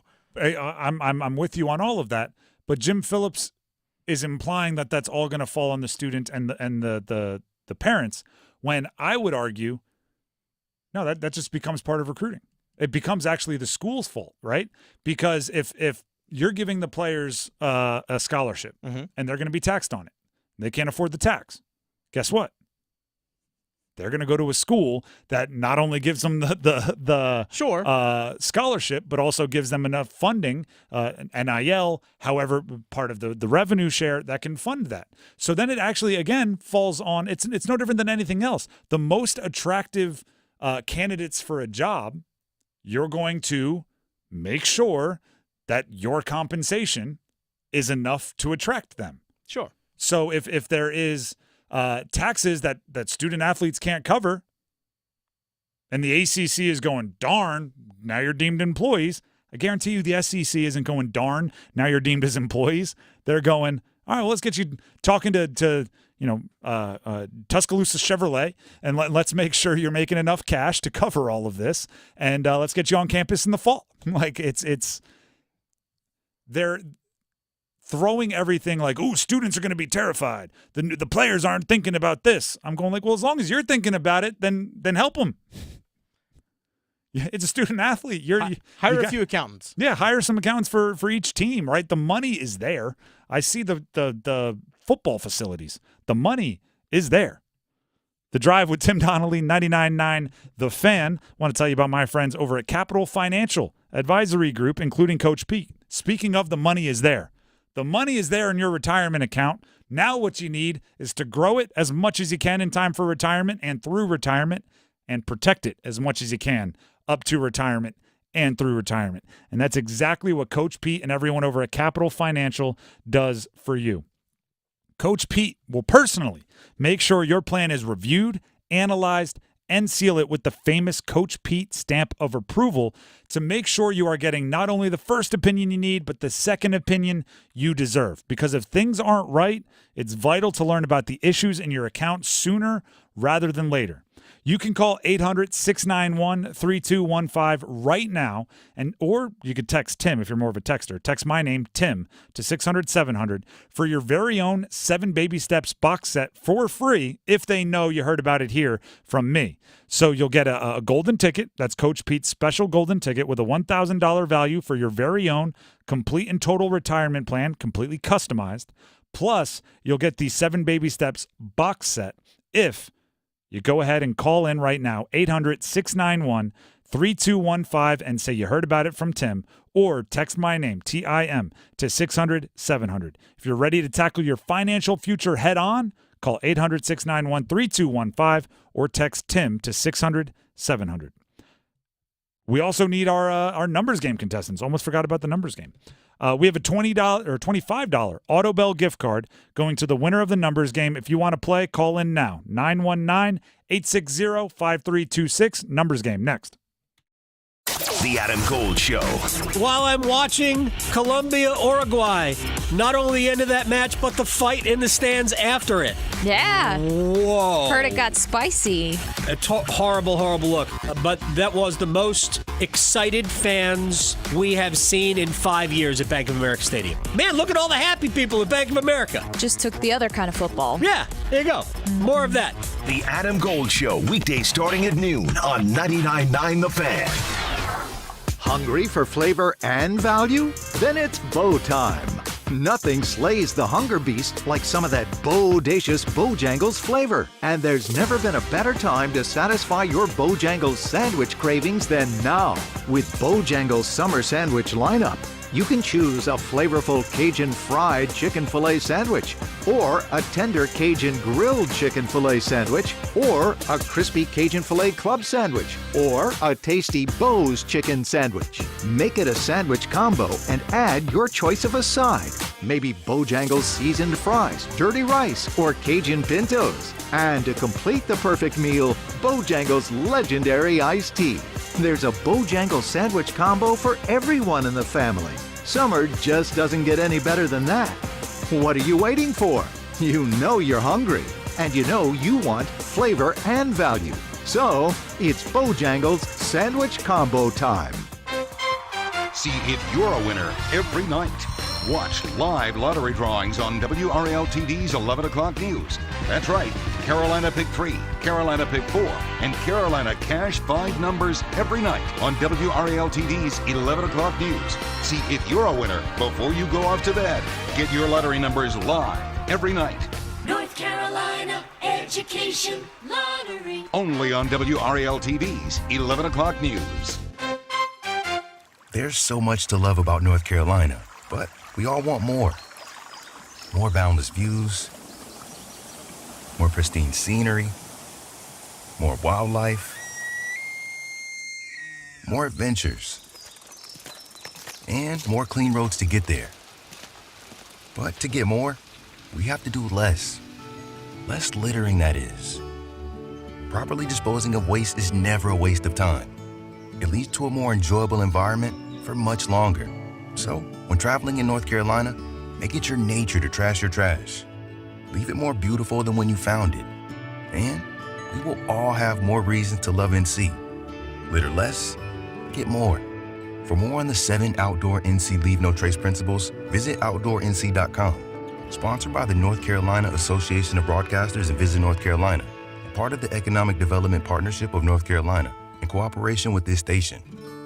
Must qualify for enrollment. Results may vary. We all hear the radio ads about the IRS. They tell you to be afraid, to be scared, and they try to frighten you into calling. I'm not here to do that. Tax Relief Advocates is different. TRA is here to tell you that if you owe money to the IRS, whether it's $5,000, $50,000, or $500,000, we have a solution. It doesn't matter if you're sitting in your car, at work, or with your kids. No matter where you are, call now. 800-575-9313. Don't lose hope. TRA can eliminate or reduce what you owe to the IRS. Generous programs are now available that can give you a fresh start. Our passion is taxes and helping individuals fix their IRS problems. We have over 1,000 5-star reviews on Google and an A+ with the Better Business Bureau. You don't need to be afraid of the IRS any longer. End your tax nightmare today by visiting us online at TRA.com or call 800-575-9313. That's 800-575-9313. Tax Relief Advocates. Real solutions for real people. Find what you love, love what you find. A Total Wine and More. There's so much waiting for you. All kinds of beers and thousands of wines. Guides in the know and prices so low. It just might blow your mind. You're gonna find what you love and love what you find. Only at Total Wine and More. Drink responsibly. Be 21.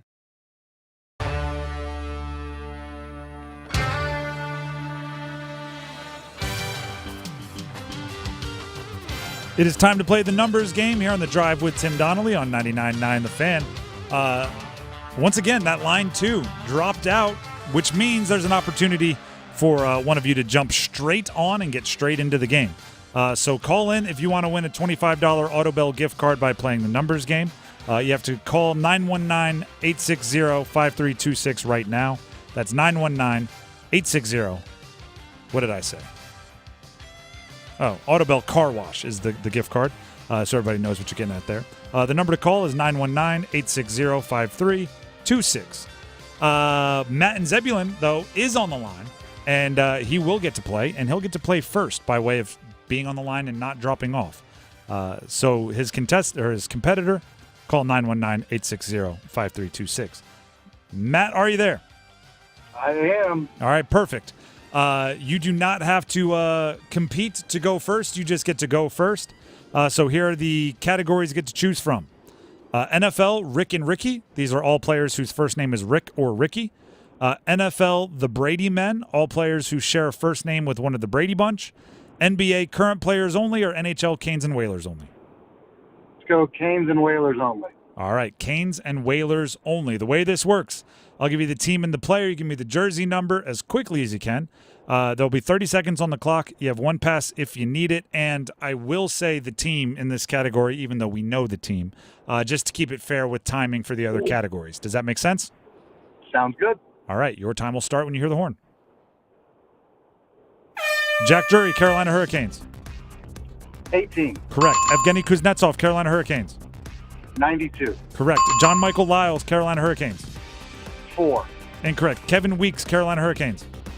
80. Correct. Marty Murray, Carolina Hurricanes. Pass. John Michael Lyles, Carolina Hurricanes. 28. Incorrect. Marty Murray, Carolina Hurricanes. 24. Incorrect. John Michael Lyles, Carolina Hurricanes. Oh. You had good momentum there. John Michael wore number 26. You said 28, so you were in the right ballpark. Marty Murray wore number 15, and you got the other three. You got Drury with 18, you got Kuzi with 92, and you got Kevin Weeks with number 80. So 3, very solid start to the week. Sit on the line. We'll see if it holds up. Thanks. We have another contestant? We do, but real quick, fun fact about John Michael Lyles, only played one game for the Carolina Hurricanes. One game. Actually, I take that back. Never mind. I was thinking of someone else. He actually played multiple seasons. Okay. Never mind. I was thinking of a different defenseman. All right. Jackson and Raleigh. That's next up. That is our next contestant. Jackson, are you there? I'm here. What's going on? Not much. Just getting ready for you to play the numbers game. But first you have to pick. I'm ready. Let's do it. First you have to pick a category. NFL, Rick and Ricky. NFL, the Brady Men, or NBA, current players only. Let's go NBA, current players. All right. These are all current NBA players. I'll give you the team and the player. Give me the jersey number. There will be 30 seconds on the clock. You have one pass if you need it. Any questions before we get started? Nope. You need 4 for the win, and your time will start when you hear the horn. Anthony Edwards, Minnesota Timberwolves. 32.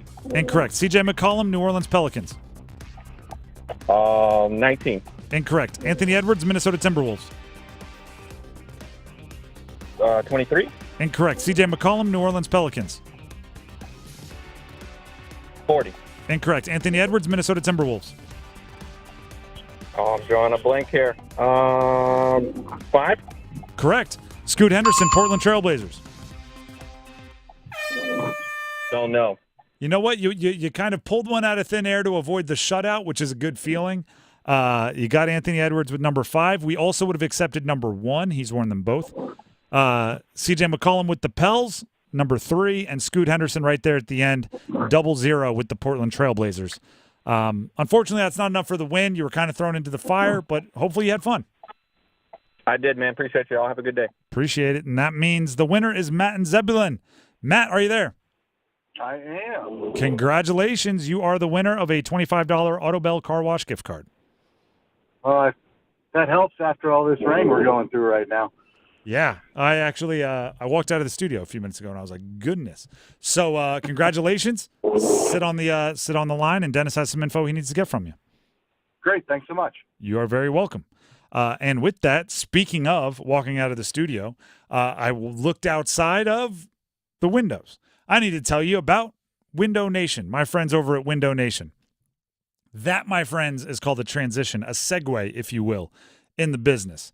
I've learned a long time ago, right? I like to do the DIY stuff, the things that I can fix around the house. I like to do them. But one thing I've noticed is even if you do a great job installing, you can only do as great of a job as the materials that you're working with, right? Window Nation works with premier, really top-of-the-line materials. We're talking sealant. We're talking vinyl. We're talking, obviously, the glass. We're talking the caulking. And the reason why the materials have to be top-end is because these bad boys come with a lifetime warranty, right? And they don't want to be coming out to your house to fix things. So they simply just install the best and then stand on that, right? It's 96% customer satisfaction rating. 96% of their windows installed require no follow-up service. And they can do all of this in 1 day or less. They can install your new windows in 1 day or less.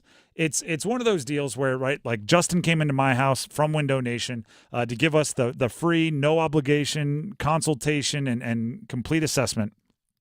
And right, you don't want to be the problem child, right? You don't want to be the difficult question asker. So he went into, this is why we use the top materials. This is why our vinyl is better. This is why this is better. And it made me feel so much more confident that you didn't have to ask the hard questions and they were already giving the hard answers. Right now, if you're interested in new windows, you got creaky old windows, you got leaking windows, whatever it is, right now, Window Nation has a buy 2 windows, get 2 windows free deal going on. Plus, pay nothing with no interest for 2 full years. To schedule your own free, no obligation quote now, call 866-90-NATION. That's 866-90-NATION, or visit windownation.com to schedule. That's windownation.com to schedule now. We're going to take a break. When we come back, a lot of basketball news over the weekend and more breaking seemingly by the minute. Stick around.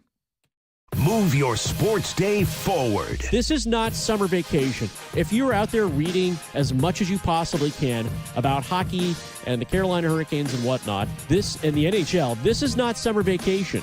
There are teams that are having to put their cases together right now to figure out how much they can re-sign players. There are still free agents out there being re-signed. Get set up.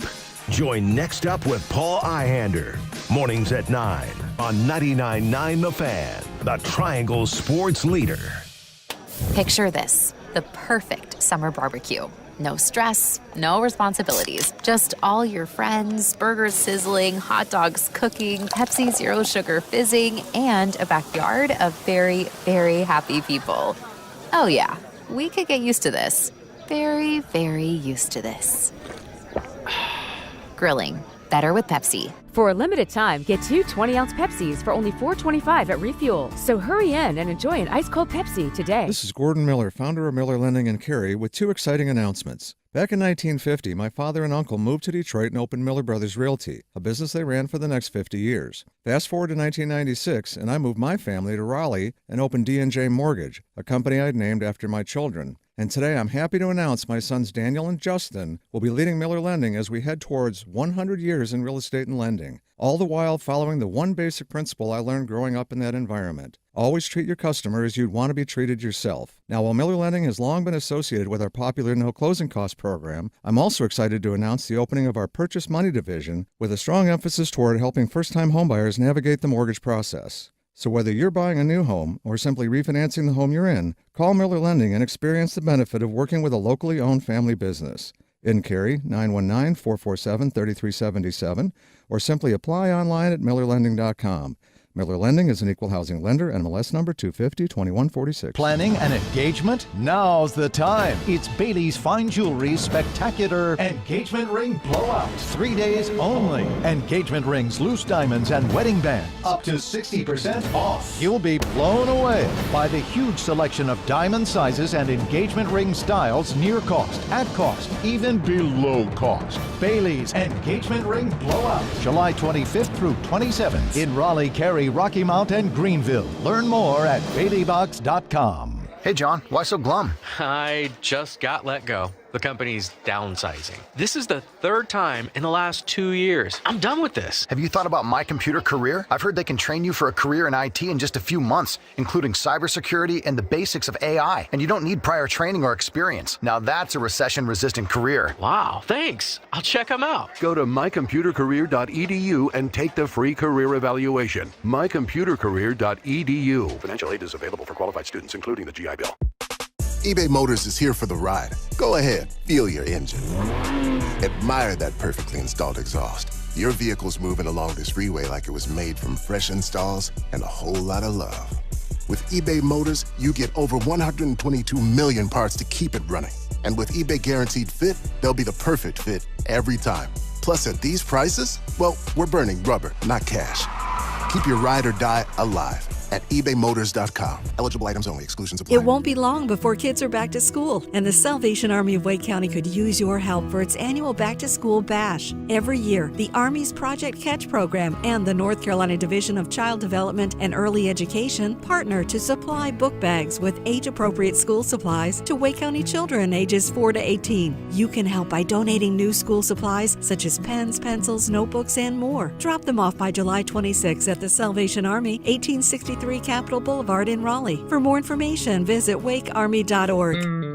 Eat like a king who's on a budget. Burger King's $5 Your Way meal is packed with flavor. Choose between 3 tasty options like the Whopper Jr., Chicken Jr., or Bacon Cheeseburger. Plus, enjoy fries, a drink, and nuggets on the side. Now that's delicious. You rule your season today at BK. Have it your way. Price and participation vary. U.S. only. Features 4-piece nuggets, value, drink, and fries. Restrictions apply. This is Monster Jam. Witness big air, two-wheel skills, backflips, and all-out racing. It's the only place to see the world's best riders tear up the dirt in your favorite Monster Jam trucks, like Gravedigger, El Toro Loco, Megalodon, and more. It's big-time fun for the whole family. Monster Jam, as big as it gets. Coming to PNC Arena July 27th and 28th. Brought to you by BKD Tires and Great Clips. Visit monsterjam.com today.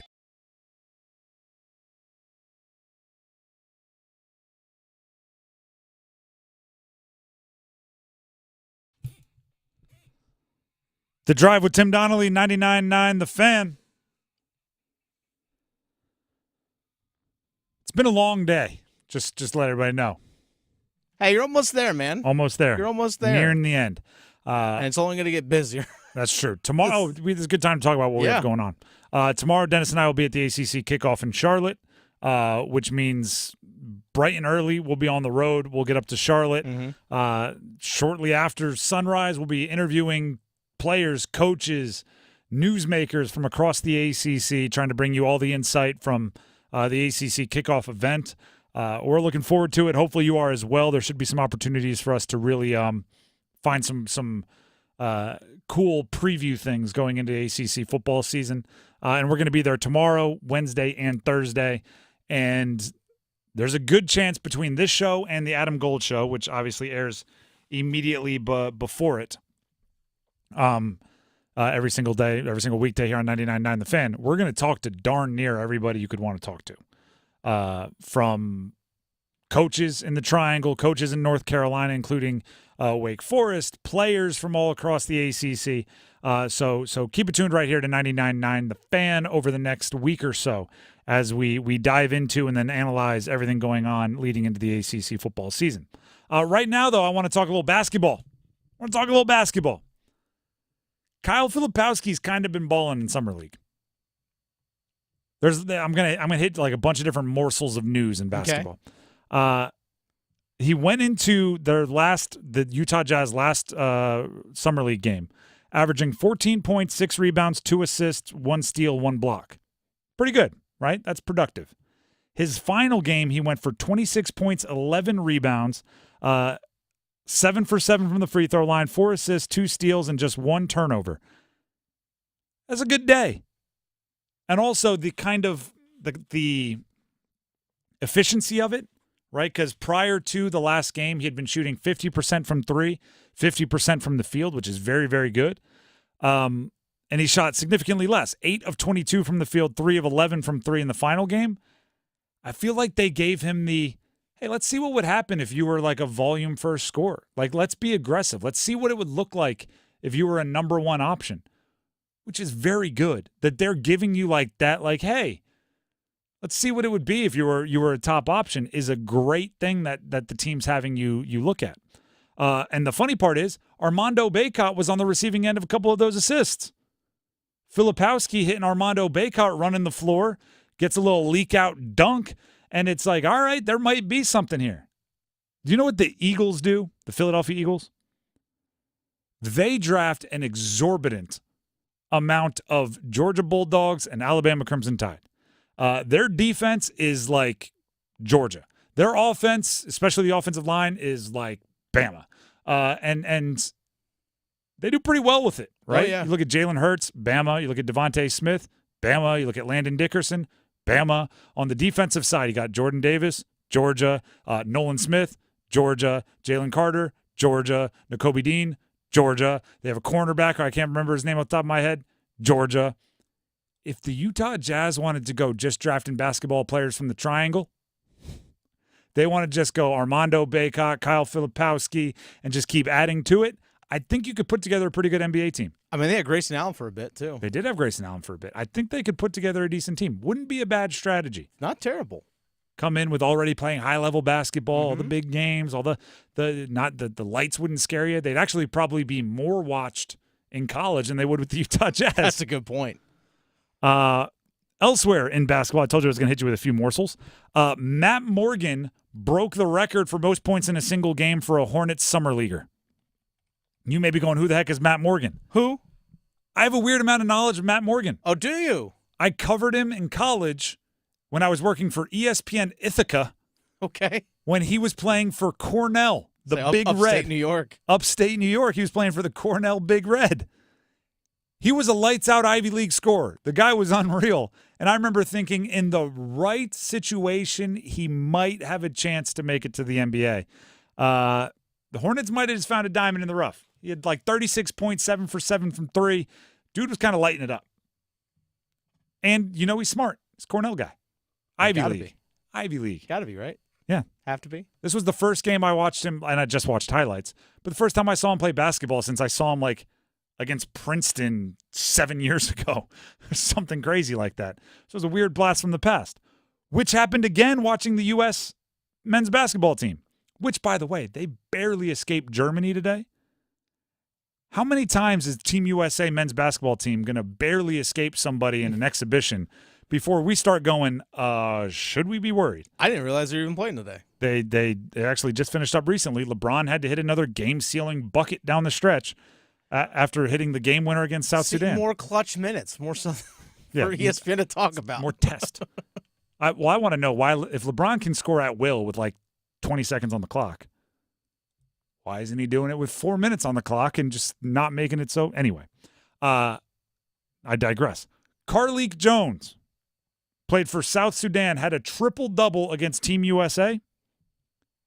I covered that guy when he played for Radford University, and I was working in Blacksburg, Virginia, first taste of ACC life covering Virginia Tech. Radford was cross-town, so we covered the Radford Highlanders men's basketball team occasionally.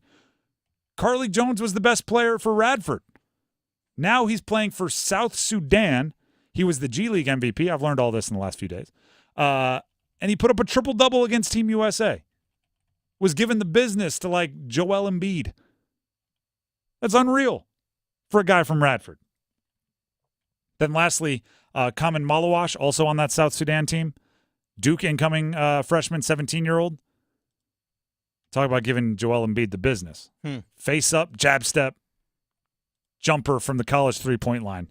Good. For a 7-foot-whatever guy against Joel Embiid in coverage. You think he looked at his future teammate and Cooper Flagg said, oh, yeah, I got you, buddy. Said, yeah, you looked good in those Team USA select games. Think they shared scouting report? I did in the real thing. I think Flagg was like, hey, if you do this will get him. Hit a corner three with Anthony Davis closing out. Got a dunk on transition. Blocked Anthony Davis, only played 12 minutes. It's a good experience for a youngster. And that does it for my basketball morsels of information for the day. We'll talk to you tomorrow for The Drive with Tim Donnelly on 99.9 The Fan, live from Charlotte and recorded from Charlotte because we're going to get some interviews before we go live. But ACC kickoff for us starts tomorrow. It did start today, but we weren't there for it. So basically what I'm saying is subscribe to our YouTube, 99.9 The Fan, so you won't miss any of the content from ACC kickoff. Tune in at 3 o'clock right here on 99.9 The Fan, so you'll hear the live stuff as live as you can. And enjoy the rest of your day. And one more and. Get ready for a little bit of overdrive coming up next, including our reaction to Jim Phillips, ACC Commissioner's comments from earlier today. That's coming up next. Stick around. The college football season is here, and 99.9 The Fan will be live from Charlotte for ACC football kickoff. Touchdown!